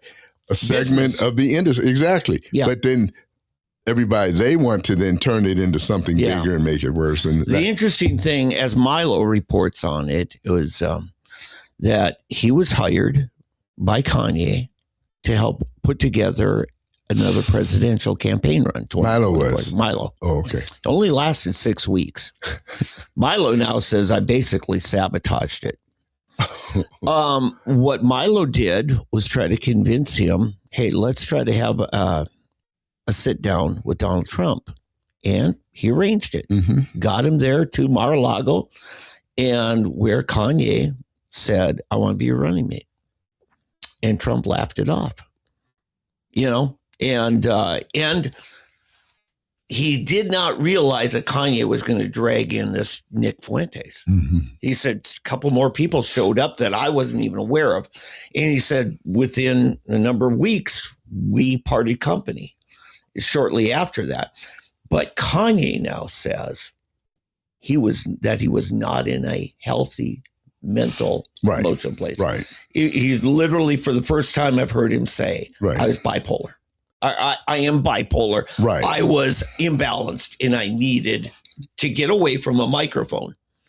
Because when it doesn't matter what your truth is, how you say it can be damaging. Right. Yeah, right. and exactly. that was the thing with him. And who you hang out with, because the media, we've seen it in my campaign last year, what they do to you. Yeah. Right? Lies, they'll take innuendo and stretch it way out there. Next thing you know, you're just the devil incarnate, And so that's what you would think that I know what it is. Kanye thought he was above that he was untouchable because he's a multimillionaire, so popular and everything. But hey, if they can do it to America's dad, Bill Cosby, they can do it to you. Well, and Kanye was manic. You think you're invincible when you're manic, Anyway, before the show ends, we've got to do just a little bit of a postseason college deal, and I've got a quiz for you. Okay, go. You ready for it? All right. What do the following 3 bowls have in common? The Pop-Tarts Bowl, the Cheez-It Citrus Bowl, and the Staff DNA Cure Bowl. The what? Staff DNA Cure Bowl. Cure Bowl. Okay, so you got Pop-Tarts, Cheez-Its, and a Staff. Well, the Cheez-It Citrus Bowl. Cheez-It Citrus. That's kind of that's weird. The full name of it. That's kind of weird one. Yeah. It's the old Citrus Bowl. Yeah, right, Okay. right. But that's weird. And the Staff DNA Cure Bowl. CURE, Cure Bowl. Yeah, right. No, I got it. It's just. What do they have in common? Well, they're all bowls. More than that. And it doesn't deal with the date or anything like that. It's something deeper, right? It's probably. Do they all include some ingredient or something that they? You could say that. Push. No, it's not a product. No. The ingredient. The ingredient within. They're all at the same stadium. Oh, really? Yeah. So the Camping World Stadium in Orlando, Florida, is the home for all 3 of those So bowls. it's got 3 bowls in Orlando. Yes. Wow. And they are on the dates of 12/17. So it's coming up here in a few days. Is that the one OU is in? That's the Staff DNA Cure Bowl. The obscure bowls are early, right? Yeah, but which one is OU in? Because it's Friday night.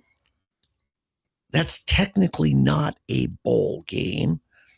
That is the playoff. But they deemed them or named them. It's listed in the bowl structure, Right. But that first game, which is in Norman. Oh, that's right. That's right. The home team is the winning. Yeah. Okay. Yeah, playoff first round game is That's all right. they refer to That's that right. as. Right. That's right. Now, when they get past that first round game, the quarters and the semis, at least the semis, are Bowls. Orange Bowl, Fiesta Bowl. Because Rose remember, Bowl. when they went to the 14 playoff, they incorporated the current bowls. Right. That was to make everybody happy. That's what I was still thinking. Yeah. So the Rose Bowl is still going to be part of that. To me, the one bowl that rose to preeminence above them all quickly, and they use money to do it, is in Phoenix, the Fiesta Bowl. Yeah. Remember the one year they said $1 million to each of the 2 top schools if they will instead come play in the Fiesta Bowl against each other. Oh. And that was before the NCAA said, okay, we're going to do a playoff. Right. Because you go way back, it was in the 80s when there was a big scandal and the number 5 ranked team declared themselves national champion because we left it up to the AP to decide who the national champion, and then the coaches poll would pick somebody else. Right. In fact, that brings up something about the media. Mm-hmm. The media. I don't know if you remember the first 2 years of the bowl selection, there was no committee. Right. It was computer. Yes. They had the computer do it. But the sports writers got their panties in a twist and decided that they didn't have enough say. They knew better than the computer. And so it's been these sports writers the AP basically, that poll, and then you got the coaches poll, and then you got the BCS that put the stuff together. What's interesting is that the computers were always 98% right in the way it picked the games. Yeah. And since then, they've been wrong. That's how you end up with TCU ending up in the final game a year ago, or maybe Texas Tech this year. I don't know. We'll find out whether they live up to, they should be there. I hope they look like it, but are they playing teams like the other conferences? Right. But anyway, but that's funny how that whole thing has changed on the system, and that these sports writers are so maniacal that they think we know better than the computer. Well, but they don't. Bob Stoops got in the middle of it because, and I'll be honest, I don't know if this was the tiebreaker criteria for the Big 12 championship or if it was in the bowl selection, but he ran up a score. They used to do that, right? And he was, roundly criticized. And I think it's one of the Texas schools, might have been Baylor, I don't know, or TCU, I don't know, but it's like, that's just no class. And he said, look, I didn't write the tiebreaker rules. You guys did. I have to live with them, and I am not going to sit back and risk it. Change the rules if you don't like it. Right. And I think they did, because because Texas Tech, their quarterback, their starting quarterbacks and the defense, in about 3 of the games, they played less than a half of the game. Mm-hmm. In the second half, they already put their second team in there. Yeah. And in fact, they even in the final quarter, they had their third team in there, and they were still winning 40-7, 40-0 or something. Right. And instead of, I was like, why are you doing this? You need to get 70, 80 points if you get the committee to go with it, but they wouldn't do it. And so now I see now it's because they changed the selection criteria. Right. Yeah. Now, there are also 2 other benefits. Let's be honest here. When you put those second and third stringers in there, you're giving them valuable playing time. Right. So that they're fresh, they feel, and then more important than that is you're protecting your key people. Right, exactly. So you don't have a senseless injury. Right. No, you're right. You're right. No, it's nice that they've done it. I think it's good. We agree. It was a good thing to get rid of that, good thing, computer tiebreaker craziness. Right. Okay, let's go to the big fight. And Brent Yorbach, the commissioner of the Big 12, really ripped into Notre Dame because they just we got left out. We shouldn't have been left out and all this. There are some inconsistencies. Alabama got spanked by Georgia. Alabama should not be in there. They did not lose anything for having been humiliated. And yet BYU, the things people get dropped. Well, BYU, Notre Dame, there's one other school that could have been in there. Coulda, shoulda. Yeah. Now, what it came down to, Notre Dame versus Miami, and they selected Miami. But those 2 had a head-to-head. Right. And Miami won it convincingly. Right. So, and I'm trying to think who that other one was. Yeah, there was another one. But, it's right. Because if you think about it, Brigham Young lost 2 games, and they lost it to the same school that is number 4. Yeah. So, with a record like that, and you're not supposed to count that playoff game. That game's not supposed to count. Because if Tech had lost to BYU and that, they would have still been in the playoffs with 2 losses. Yeah. They would have had 2, and Brigham Young would have had 2. How many losses did BYU have? Oh, they actually only had 1. No, I'm total now. They've lost 2. Twice, but to the same team. To the same team. And 1 was a playoff game. One was it wasn't a regular season game. And they all concur the Texas Tech, your alma mater, is one of those 4 top seeds that gets a bye. Right. So you lost to top 4. That means you're not even top 12. Tell that to Alabama. Right. Yeah. Because they lost to number 3 Georgia, and they're number 9. Right. And they lost to OU, who's number 8. That's true. Yeah. 2 teams. Yeah. You know, to me, there are problems. Yeah. Actually, I think Alabama, didn't they lose 3 altogether? Because I think the playoff was their 3rd loss. Yes. And so they end up with 3 losses. BYU has 2 to the same number 4 team, and they're out of it. I mean, if anybody has a beef, it should be BYU. Yeah. And they haven't said anything. They're just quiet back there, you know. So, yeah, I kind of felt bad that Tech beat them as badly as they did. But, see, again, it's these sports writers. If let's say Tech had beaten BYU by 3 points, 10 points, okay, let's say up to 10 points, okay, I guarantee you that they would not be number 4. They would not be in that top 4. They would have moved them down. It goes to just what looks like a bias in favor of the SEC. The SEC, totally. Yeah. SEC and Big Ten. That's what it is. Yeah. Because what is the SEC has, and Big Ten, I think they each have 3 teams in. Mm-hmm. Yeah. And we have 1. Yeah. And the ACC has 1, and it's not the conference champion, which is another weird thing. Yeah. You know, Miami is not the conference champion, and the one that is had 4 or 5 losses. Yeah. Duke had lost 4 or 5 games, and they're the conference champion. Now, here's the worst thing for Notre Dame, is they felt like they've got betrayed by the ACC. Now, they've been invited to the ACC, and they don't want to. They want to stay independent football.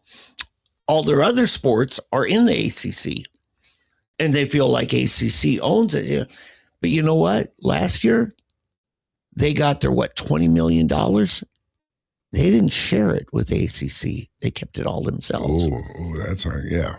Yeah. See, when Texas Tech plays, just for participating, every Big 12 team gets a share of that. The conference that you're in gets the money, not the team, except Notre Dame. Yeah.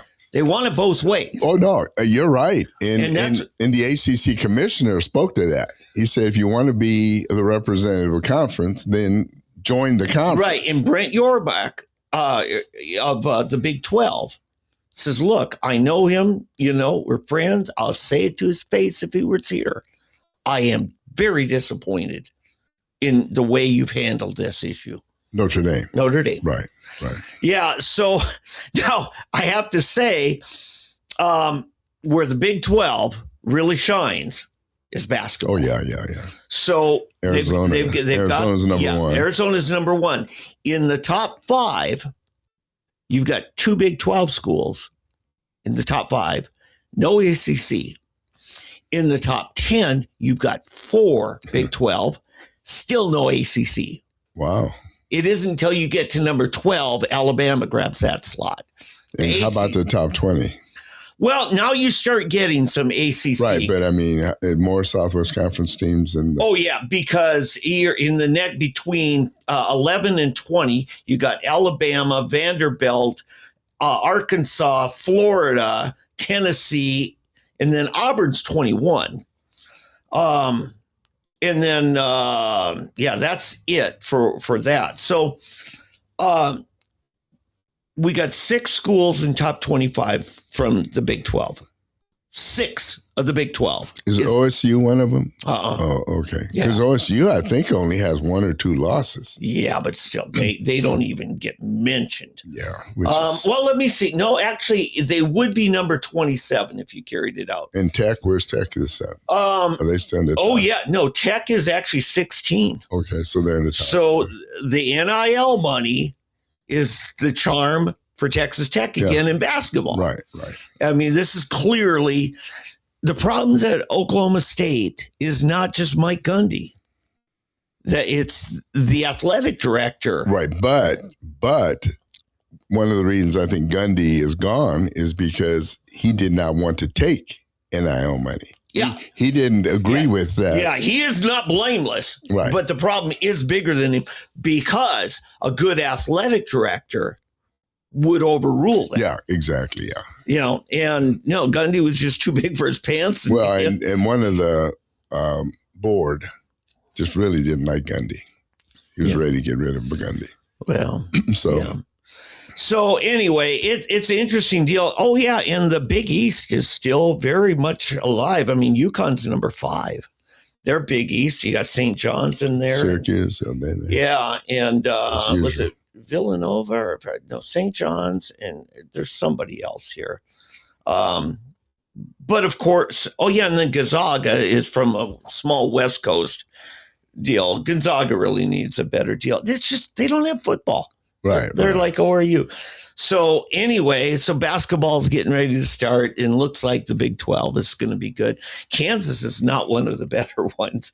Bill Self has really kind of been on the skids. He's number 19 now. So the big ones, you've got Iowa State in basketball. You've got, of course, Arizona's number 1. And then Houston's number 7. It's funny that Iowa State has turned into a really big basketball school.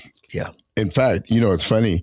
In the NBA, the championship game or series, Indiana has this one player who was single-handedly. I mean, he got injured, and I really believe that's what helped Oklahoma City win because this guy. But he was from Iowa State. Yeah. He was like all pro. He made the all NBA team. Really good player, but he's from Iowa State.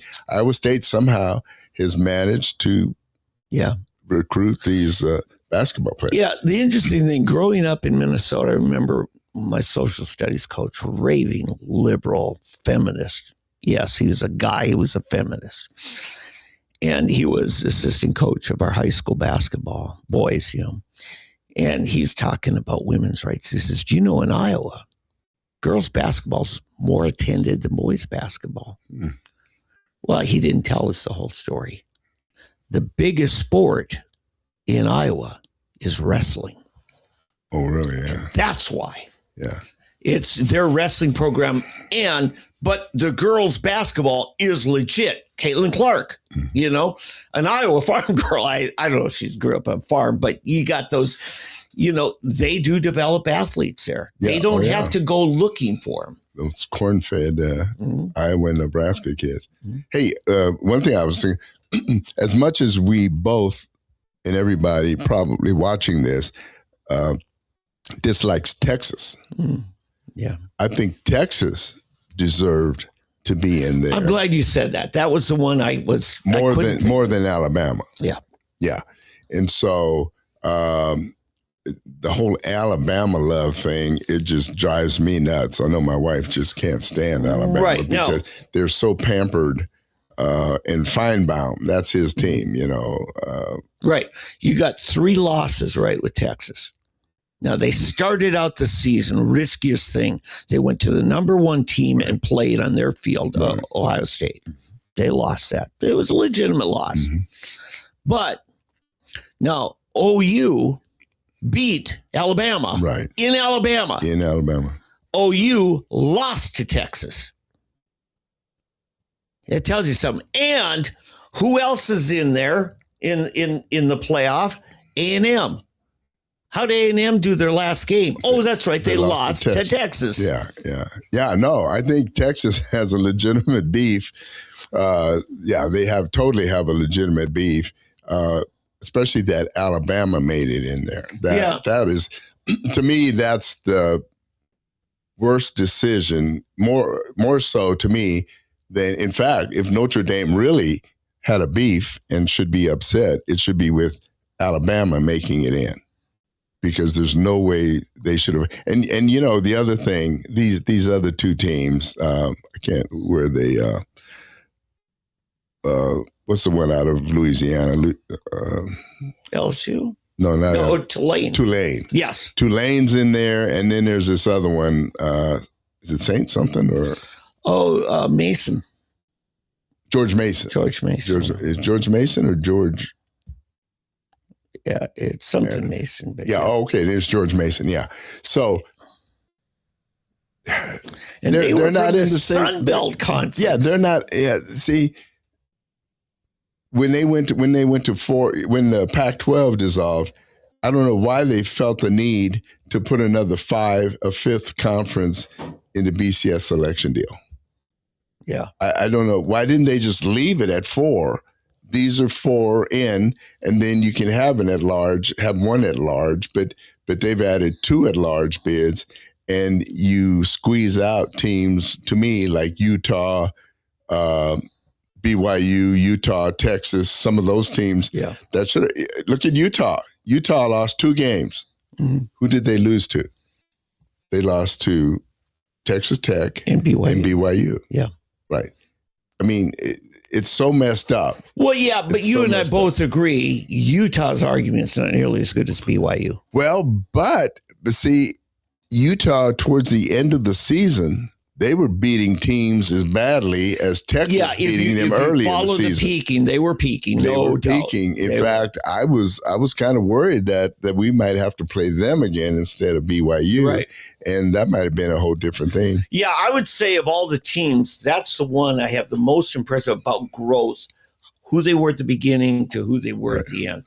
And Linningham, their coach, is retiring. He's done. Yeah. Which is sad because he's a great coach. Now, I wonder. He ran his mouth pretty bad. Like he was too good for the Big 12. Remember that a couple of years ago? No, I don't remember when the pack was collapsing, mm-hmm. He was grumbling that why are we ending up there? Yeah, I don't because that was way above his pay grade, that decision. Yeah. And he's bad-mouthing the people who are inviting him in. Yeah. and you know what? I believe there's justice there. I was talking to my Mormon Was it bishop. Willingham? Yeah, my Mormon bishop friend about it.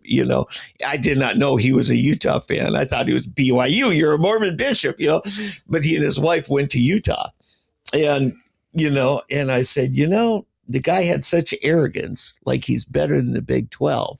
What happened last year in their inaugural year? They fell apart. Yeah.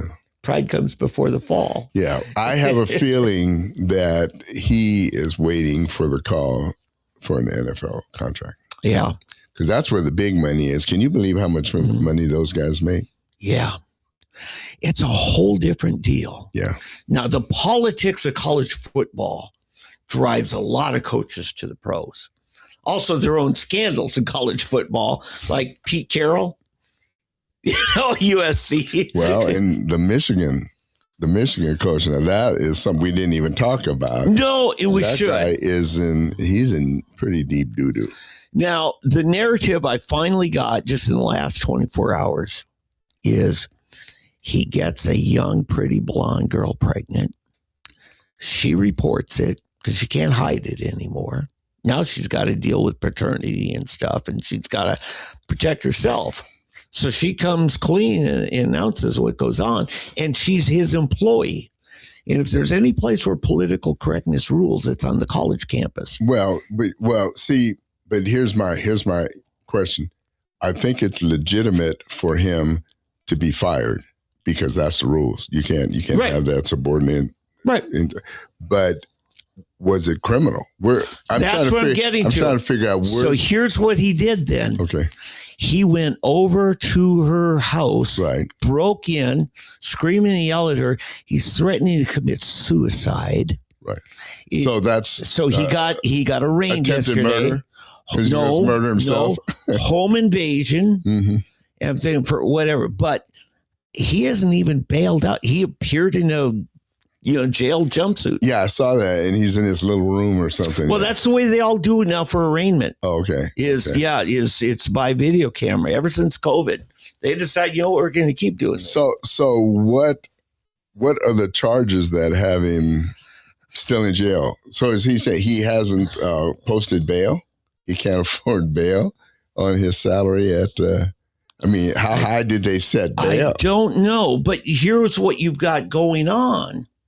Because this woman has rights to seek justice, whether it's civil courts or criminal courts, because the question still remains, was she coerced and forced? Was she an unwilling partner in this? We haven't got that. Right. What you would have there is witness tampering.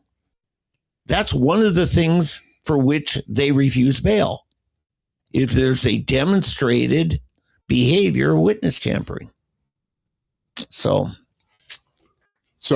and I don't know that. This is me throwing out a speculation. Okay. Because I'm still trying to figure out see. One thing I hate now, he broke the rules for his, what do they call it? Not coercing, but what do you call it? Having sex with a subordinate. Yeah. We know he deserves to be fired, et cetera, et cetera. He deserves to be arrested for breaking and entering. Okay. Yeah. But it seems to me like they're making a bigger deal of this. And here's what the girl ends up pregnant and then decides she's going to go public and make a big deal out of it, make a legal case out of it. Now I don't know what he did or said, but apparently he was not threatening any harm to another person. So I'm trying to figure out, why is this guy still in jail, and why would they have such a high bail that he can't pay the bail or won't pay the bail? And I don't know that I've not. It's kind of a weird. The whole thing just seems weird. The guy definitely blew it. I mean, he definitely blew it, and of course he was being fired, and I'm sure because he's married, right? So the home invasion is a felony charge. Okay. The other, stalking and breaking and entry, are misdemeanors. Okay. But the fact that she is in there, that part is a felony. Okay, it's a felony, but I mean, it's not. He never threatened harm or murder, no attempted murder, no threatening of murder, no threatening of assault. He was going to injure himself. His estranged wife said he was suicidal. Yeah. And there's nothing she could do about it. There is a legitimate point there. Do you release a suicidal person on bail? Or no, because he won't show up in court. Technically, you're under the custody of the government, and they could be sued by the person's estate or his widow, in that because they didn't do due diligence. Boy, that sounds strange. So you're saying he's been arrested and held because he's a danger to himself? I'm speculating. Okay. Of this. Well, and it'd be nice to say, Kevin Adams, we might need you. Yeah. Because these are the things that, or maybe he just said, you know what? I feel safer in here than out there. Yeah, because apparently he may not have tried to post bail. Maybe he decided I deserve to be in. That could be. For my idiotic and. See, I'm wondering, to be honest with you, it sounds to me like here we go. On some kind of drug. The magistrate on Friday granted him $25,000 bail and ordered him to wear a GPS monitor and stay away from his former flame. Okay, so basically $2,500. That's what he ends up having to come up with. Right, yeah, right. To a bondsman. Right. Because you end up paying 10% of that, and they cover the other. So, Now, what happened? Let me ask you this. I know this thing has legs. Yeah. It has wings. No, okay. So if he were to kill himself, does the bail bonds person lose all their money because he didn't show up for arraignment? Any violation of bond, yeah. So then he'd be at risk. He'd be at risk for. That's why the 10%. Right. The bonds people are putting up the real money. But see, that doesn't seem fair. If somebody kills themselves, and they say, "Oh, he didn't show up. We're keeping your $25,000." Yeah, that's a good point. I don't know that. Yeah. But he may not have needed it. Well, you would need an autopsy to prove, the nature and cause of death. I'm sure his contract. I think his contract was for like $50 million or something like that. Immediately after he was taken into custody, they brought him to a hospital for mental health evaluation. The suicidal thing. Yeah. So now, Here's the thing. He's already had 2 strikes against. Here's a lesson. Yeah. A cautionary tale, as the British would call it. Don't mess with those young hammers, as they say. They'll cause you to want to kill yourself. I mean, I'm making light of this, but it's just crazy. Okay, Go ahead. Well, let's go with that point. Rodney Anderson, OU running back, rising star, gets followed around to the bar scene on a weekend by a gal who offers her body to him. Next morning, she gets up. She's like all excited about this new relationship. She says, no, I'm not interested. So she cries rape. He was initially indicted, charged, but she couldn't keep her mouth shut. She's bragging to her friends that she's going to get some big job from some feminist organization because of who she took down.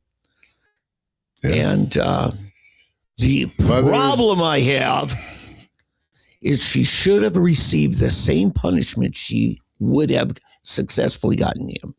Well, you're just mean. You're just mean, Dave. How else do you stop it, Eddie? No, listen, I'm joking with you because I'm the guy that believes that the person getting the abortion should get the death penalty or life in prison, just like anytime you hire a hitman, the guy that takes her to the abortion clinic. Yeah.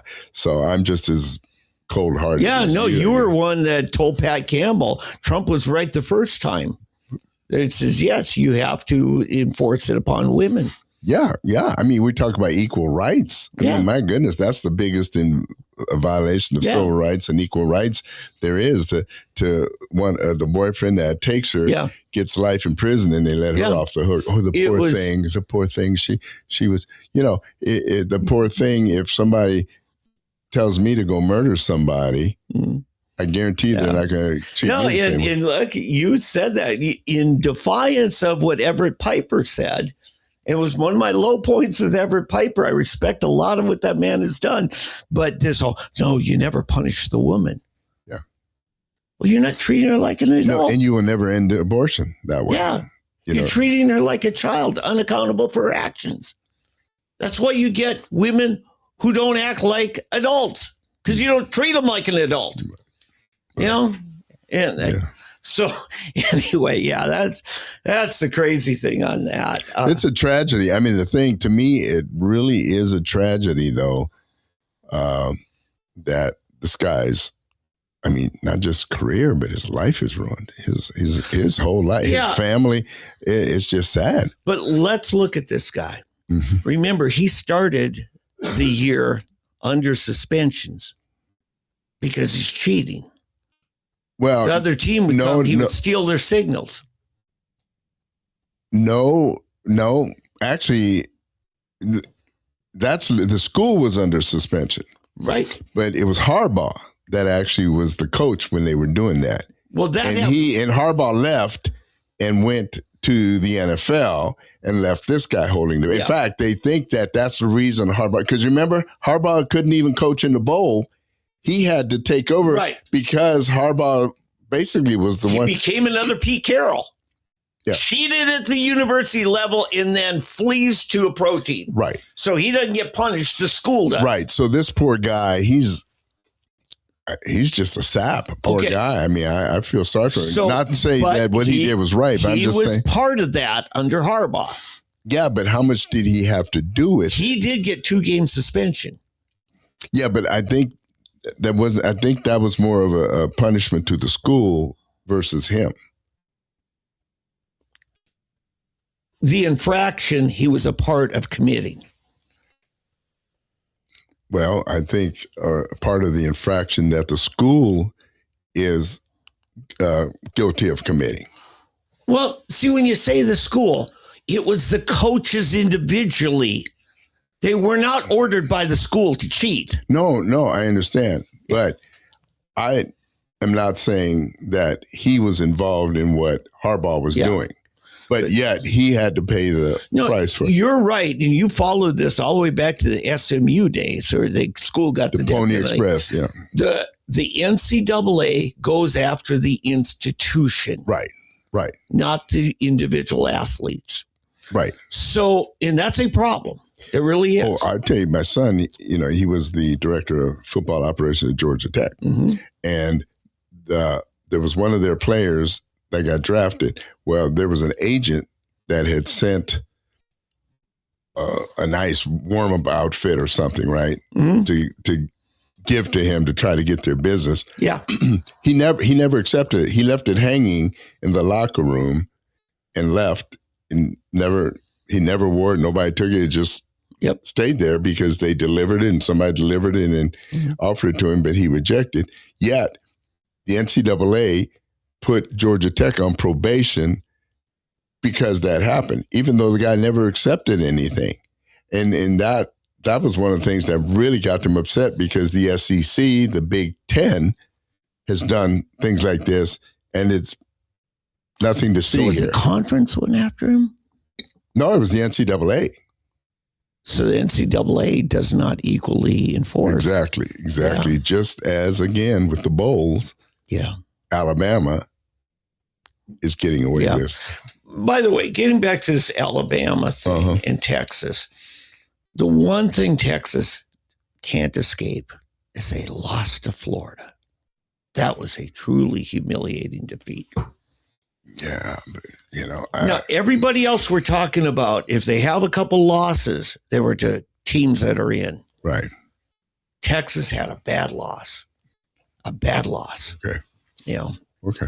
So, anyway, now we've got this coaching carousel. And I remember, talking to Todd Graham when he was involved at a late opening and you got no time to recruit. So Michigan's again in a pinch. Now they got, they're going to have an associate coach handle their bowl game because they're a decent team. Right. But they lost to Ohio State, Yeah, but sometimes it works out to their advantage because they may be able to get a better coach, because a lot of them, coaches and assistants, aren't leaving because they're still involved in bowl games, which makes me fear for Tech, because we've got two, the defensive coordinator and the offensive coordinator, that are now highly sought after. Yeah. And so are we going to lose them? Well, and we're not the only ones. It's the Gus Malzahn's of the world. Exactly. That you don't want to lose, your offensive coordinator. Right. Indiana. Yeah. In fact, I think I just read one of their coaches is already gone. Yeah. In fact, he may be going to Michigan. Michigan may have hired this one of the coordinators from Indiana to be the new head coach. And then you've got all down the line. So sometimes, see, that's what always got me. What's the LSU coach's name that got fired? Chip Kelly. Chip Kelly. LSU was just anxious to grab him from Notre Dame, even though he never really proved himself as being that great of a coach. Right. And so sometimes it's better to wait. And I think sometimes it's better, rather than go after a fired, I don't know why they keep doing this, go after a fired coach on a program, rather than finding the winning programs and getting one of their assistants that has really proven themselves that this guy knows how to coach. Yeah, here's the one thing. One more thing on that vein, especially for Oklahomans. Oklahoma State, they did it right. They went after Eric Morris, who was the coach at North Texas, and North Texas won their league championship. I think they lost one game. No, they lost to Tulane in the championship. It was North Texas, Tulane. No, I understand. But that's the one loss. Right. They in the championship, Right. They had one loss, but OSU now has him. Yeah. And did we talk about this, Eric Morris? That he's a leech. He played with Graham. When I heard that, Eddie's going to love that. Yeah, he played with Graham Harrell. Because you have such regard for Mike Leach. Yeah, totally. To me, in fact, if you look at all of the coaches that, who is this person walking out here, sneaking around in our room there? Bye. Should I find out if she's married? She might be available. Yeah, I may be in trouble like that. I could set you two up. Yeah. It was his wife just left. Yeah, but anyway, yeah, she's been in it working, cleaning my office. Yeah. But anyway, but yeah, Eric Morris, he was with one of the guys like, what's the receiver? Was with New England, all of the. Oh, I can't think of it. Oh gosh, Randy Moss is who I think. No, he's a smaller white guy, kid. I can't think of his name. Smaller than I don't know. Yeah. I was going to say. I mean, I think he'll be Hall of Fame at some point. But yeah. he was a tech guy. He was one of the Leach receivers and all with Graham Harrell and all. But anyway, I just want to say I am so excited that OSU is getting Eric Morris as a coach because he's another air raid guy, and it's gonna. And if Morris learned recruiting from Mike Leach, if he did, it's good things because Mike Leach could recruit. Right, and even more than Mike Leach recruiting, I think if he can get some of that T. Boone Pickens type of money, in the NIL. Texas oil money, come on up. Yep, Texas, Oklahoma should have some oil money, although a lot of those people moved to Houston. But anyway, yeah, if he can, OSU will be back in the bowls and in the championship here pretty soon. Yeah, so I just want to let people know what's going on here. Dates, events, this week's bowl games. We've got the Buckle Up LA Bowl. That's today. Every day. That's going to be Boise State, which is always a fun team to watch. Right. Even on the blue carpet, they play their home games on. That's the weirdest. They're playing against Washington, who's a Big Ten team. And then, of course, on Army Navy's. That's right. You might as well call that a bowl. I mean, it's and tonight's a Heisman selection. Oh, that's right. Now we got 3 quarterbacks in the Notre Dame running back. Yeah, last night they had some sports where some kind of award show. I sat there and watched it, which my wife wasn't. Yeah, there was a specific quarterback, Indiana, which Mendoza of Indiana got. He won that one. Yeah, and he won the Player of the Year. He got 2. Yeah, and he's one of the finalists for the Heisman. Right. I have a feeling he'll win it. So you got him. You got this running back from Notre Dame. You got Sayin from Ohio State. It's the same people from last night. It's the same. I didn't watch it last night. Okay, yeah, but it's the same 3 people. And then begins with the P. I forget where he's from. Louisville? Was it Louisville? I don't know. Anyway, so yeah, you got those people. Anyway, so you got another Tuesday bowl coming up, followed by that Camping World in Orlando, the Staff DNA Cure Bowl. Salute to Veterans Tuesday. The Cure Bowl is on Wednesday. Ventures Bowl, 6K Ventures, is also on Wednesday. Thursday is the Xbox Bowl. Xbox, where's that one? That is going to be Missouri State at Arkansas State, and it's going to be in Frisco, Texas. Oh. Believe it or not, the Ford Center in Frisco, I think actually has 2 games. I didn't know it was that big. Wow. Yeah, Frisco, man, and that's way northern suburb. That's almost North Texas State area. Well, yeah, but it's on the other side. It's farther east, and it's not that far. Frisco is one of the biggest suburbs. Well, it's not suburb, biggest. Well, yeah, it is suburb of Dallas. It's north of Plano. Yeah, and then OU plays way north. OU plays Friday. Yeah, in Frisco, I think that's where the IKEA is, way up there. Well, again, I don't think it's so way up there because you got Plano, then you got Frisco. And then the one that's even farther is McKinney. McKinney is the one that's up there. But and pretty soon you're in Durant, Oklahoma. Yeah, Sherman, Texas, Durant, Oklahoma. Yeah. Yeah. So anyway, there's actually 2 bowl games there. The one Xbox Bowl later this week, and then the following on the 23rd, 2 days before Christmas, is the Scooters Coffee Frisco Bowl. Again, at the Ford Center at the Star is what's called. Ford Center at the Star. Who's in that one? Frisco, Texas. That one, you're going to have UNLV versus University of Ohio, not Ohio State. Okay. And they're just too small. I mean, So anyway, in OU, they're at home, right, against Alabama. That's an interesting rematch. May they have the same success that they had before. Yeah. I was misreading. The lines got messed up on this when I saw in Norman, and I'm trying to follow this spreadsheet. I thought, wait a minute, they're actually declaring that a bowl?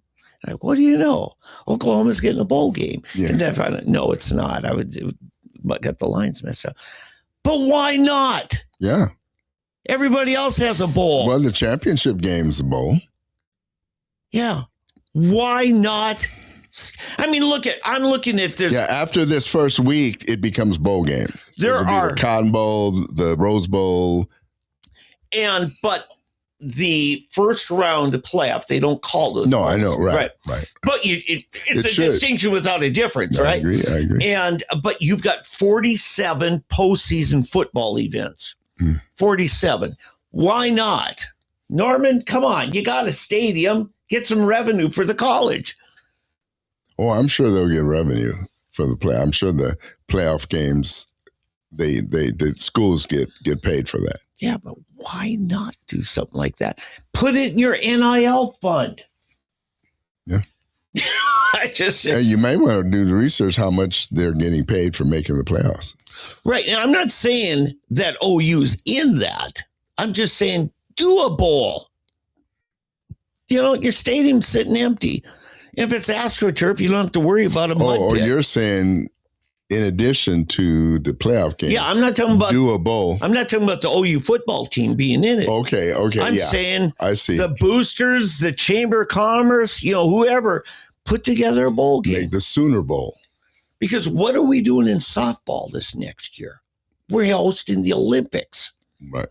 At Love Field on the Norman campus is one of the two events or two venues. Love's Field. Yeah, Love's Field. Yeah, Love Field is an airport. Yeah, you're right. Yeah, Dallas Love. That's one close to downtown in Dallas. Yeah. Yep. And Boy, if a plane ever crashes around there, it's going to be because when you come in, you're coming over nothing but houses. Yeah, it's interesting, isn't it? Several of these bigger cities where they all have a downtown. Downtown. You got Love and you got DFW. Dallas has one. You got O'Hare in Chicago and Midway. Right. And then you got LaGuardia, JFK, and I think there's one other in New York City. Well, I think in Newark. Yeah, Newark. Across the river in New Jersey. But they use all three. They're all three. They're all three packed out. Yeah. I remember you and I talking about, why isn't Tulsa a hub? Yeah. But it should be. I mean, we're right in the center of the country, where as center as you get. Yeah. All right. We're rambling now, people, so we probably should shut it down. Yeah. So that's it. I may go see Mother for Christmas. Be gone one Saturday, but we could also, I could do a remote thing. Yeah. And I want everybody to pray because I'm definitely going to Uganda after the new year. I don't know how soon, but I've been invited to go somewhere else special. Some of the kids that he's worked a long time for, if you want to buy coffee, come by, call him, come by the studio. You get some of our Ugandan Miss Coffee. I'm thinking of taking another trip. I've been invited with a friend of mine to go to Cuba. Nice. And, it's just the intrigue is what gets me. Just to go smoke a cigar? Well, I have no attraction to cigars. Yeah, I don't either. No attraction. It's not. In fact, a friend of mine I hadn't talked to in years called last night. We talked for about 2 hours. And he lives in near Colorado Springs, south of Denver. Yep. In Monument, Colorado. Oh, I know that town. Yeah. So anyway, and he was telling me they've got this whole group of Christians. Yeah. Christian guys. And they have a cigar club. Oh, yeah. And I think he told me, if I'm not mistaken, there's like 45 guys that belong to the cigar club now. In Monument. Yeah, it's just a little. I mean, I went to Backyard Barbecue. The YWAM director in Colorado Springs had us up there. Well, I bet that it's not a little town anymore. No, it's really grown. What's the name of the YWAM? I forget. It's they bought an old Holiday Inn. Because I think I know he used to be in Germany. Yeah, I can't think of his name now either. But anyway, so but he was telling me about this, coffee. I mean, not coffee, cigar bar, not cigar bar, a cigar club. As Rush Limbaugh used to call it, aficionados. Yeah, but it just does not appeal to me to sit around a room. It's enough for one sitting next to a guy with a cigar, but can you imagine a whole room of 40 people smoking cigars? And look, what did Rush Limbaugh die of? Yeah. Lung cancer. Cancer, right? Yeah. They've always said, they said that cigar smoke is, I'm sorry, I'm thinking pipes. Pipe gives you cancer of the mouth. It's a mouth cancer thing, but I guess cigar smoke. But you're not supposed to inhale them, are you? You're still breathing tobacco in the room. Yeah, I don't know. It shows you how much I know, but it has no appeal. I'd rather join a brandy or what is one of those other bourbon club or something where you sit around and you have your glass and you're swirling it around and have that little finger in the air and say, yes, tell me more. Yes. Rather with the captains of industry. Right? Yeah, the titans. Yeah. Oh my goodness. Yeah. Would you finish the show by telling us what a German Christmas of your childhood was typically like? Yeah, it was great. My mom would go out and chop down a tree in the woods, bring it home. Yeah, the Germans, they didn't put up Christmas until Christmas Eve. Yeah. They would go out and get a tree and literally cut down a tree, bring and trim the tree all day. And then that night, you have Christmas. They celebrate Christmas on Christmas Eve. Yeah. And then, the whole family gets together, a bunch of them, all the kids. And then first they put a spread of food. In fact, we still celebrate that. But my wife and I is adopted and our kids. But anyway, have a whole spread of breads and cheeses and cakes and stuff like that. I hope I can finish so this it's story. Just kind of a buffet, feed yourself. Right, exactly. And so then everybody eats. And then afterwards, the kids can't wait till everybody finishes eating because then you hit the tree and you go for the gifts. And then the gifts are given out. And then the adults sit there and play music and they play games and the kids are all gone into a bedroom or two and they're playing with their toys. And the kids, they get to stay up all night. Oh. And the parents we're going to bed, and the kids are still out there playing. They're all sugared up. And then, that's true. And toys. Yes. Then you wake up in the morning, and the kids are all passed out in the living room. Some on the couch, some on the floor. The kids are asleep. And then Christmas Day, it's like the Thanksgiving meal. That's when the big meal is on Christmas Day. You were raised Catholic. Do you guys go to Mass on Christmas Day typically? No, you went on Christmas Eve. Christmas Eve was the bigger Mass. Right. Okay. Right. Unless Christmas was on Sunday, then you go on Sunday again. But normally, you just do a Christmas Mass. Yeah. Now, growing up, my childhood, it was kind of an amalgamation of different Catholic cultures. French, Polish, German, Irish, Italian, all of it. But all during Advent, they had a manger scene up at the front, off to the side, with all the characters except for baby Jesus.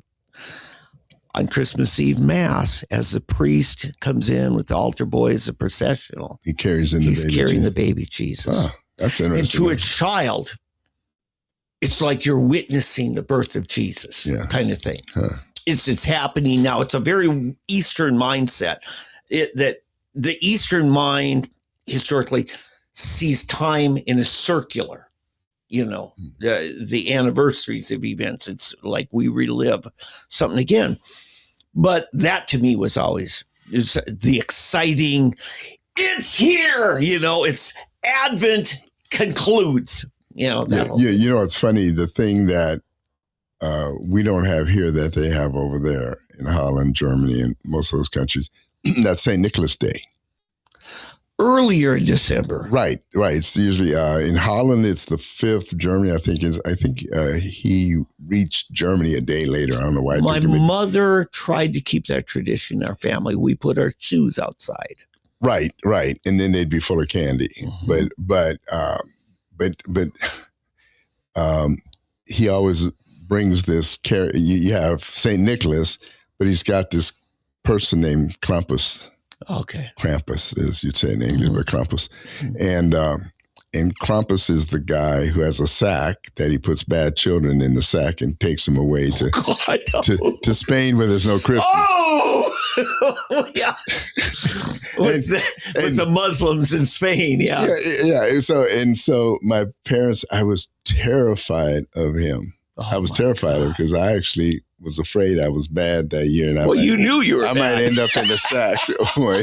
But anyway, so you should see this photo. I'm here like this in the corner holding on to my mom, and the adults are just laughing or something. Yeah. But I'm just terrified. And you see St. Nicholas and Krampus there. And it was the brother of an uncle of my sister's. Yeah. But anyway, man, it has us terrified, and then but if you're good, you put a bowl instead of shoes. My mom put this giant bowl and it would just be packed with candy. Wow. But yeah, that Krampus. In fact, they've done a movie. There's a movie out called Krampus about this guy who comes and steals children. But yeah, that's the tradition. And now in Holland, they have Sinterklaas Day. Mm-hmm. It's on the 5th, I guess, a day before Germany. But in that one, this is funny. In fact, I won't go into it. If you know me on Facebook, if you keep an eye on it, you'll see pictures of it. But they have Sinterklaas, which is Santa Claus, but St. Nicholas. Right, because in YWAM, you lived in Amsterdam quite a while with your kids. Right. So it's a picture. And then they have, what's the name? Zwarte Piet.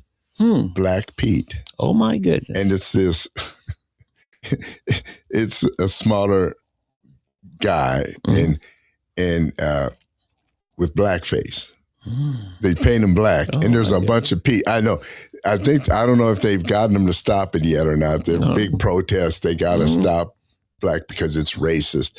But anyway, you got all.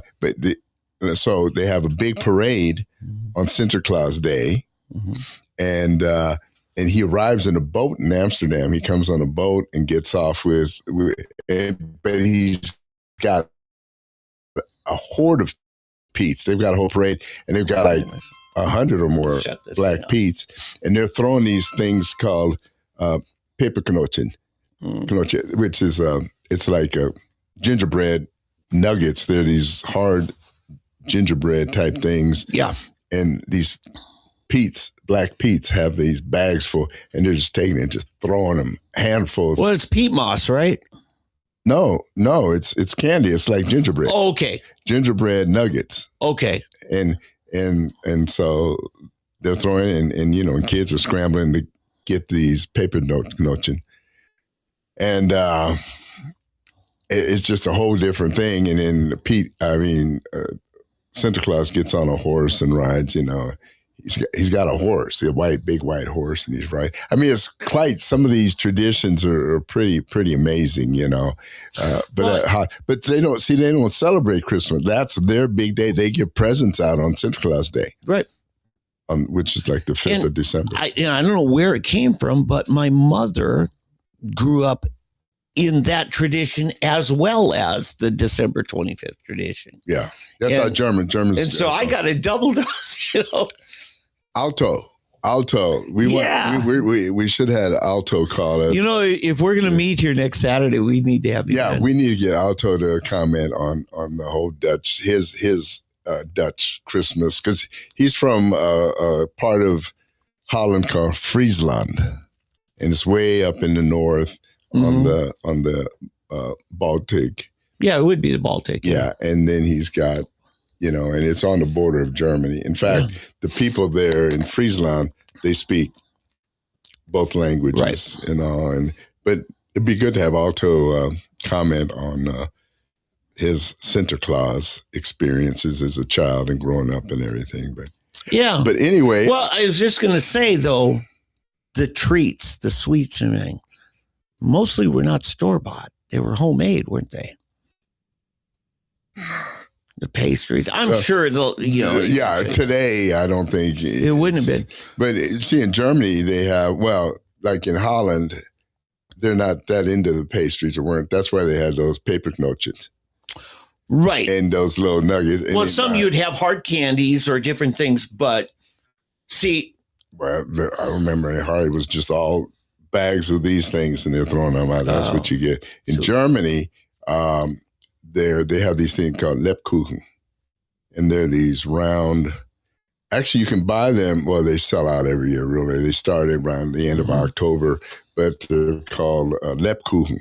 And Aldi's carries them and they sell out real fast. Oh. But in town, you can get them at Ziggy's. They're very expensive, but there's like 6 or 7 of these things. And they're, it's like ginger. It's a ginger cake. It's like a cookie, and it has the unleavened bread that the Catholics take for communion. Okay. But a big one on the bottom. And then the top, you get a plain one with white sugar coating or chocolate. And they're in these packs. If you go to Ziggy's, anybody out there that's interested, ask for Lebkuchen. Oh, and you know who else has them? Where what's the place there on I-44? World Market.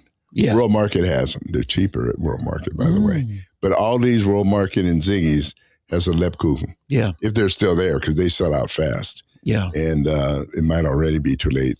I may go to World Market and try to find some after we get done here. Oh. My mouth starts watering. But anyway, these are some of the German things that, Yeah, my mother, when we were doing things up really big, I mean, it was like a couple of Saturdays before, we were just making all kinds of homemade candies, rosettes, and hard candies, toffee. Oh my goodness, homemade toffee, and all this stuff. And it was just because of the tradition. And sugar cookies, like you wouldn't believe. We would decorate. That's kids love. Yeah, decorate. My wife, she does. We're into snickerdoodles. Oh, yeah. To me, that's one of the greatest cookies ever made, a snickerdoodle. Yeah. I mean, the almond taste. Yeah, because it's kind of like a sugar cookie, but a much more flavor. Right. Yeah. And softer. The sugar cookies tend to crumble and dry. You got to. Oh, God, I'm hungry right now. But the snickerdoodle, oh, my goodness, it's a total treat. Yeah. Well, thank you for sharing some of that. Sure. It tells us that. All right. Well, we're ready to sign off then. You going to take us out with some sound? Yeah, sure. There we go. Oh, by the way, Stranger Things is back. Oh. And on that note, bye.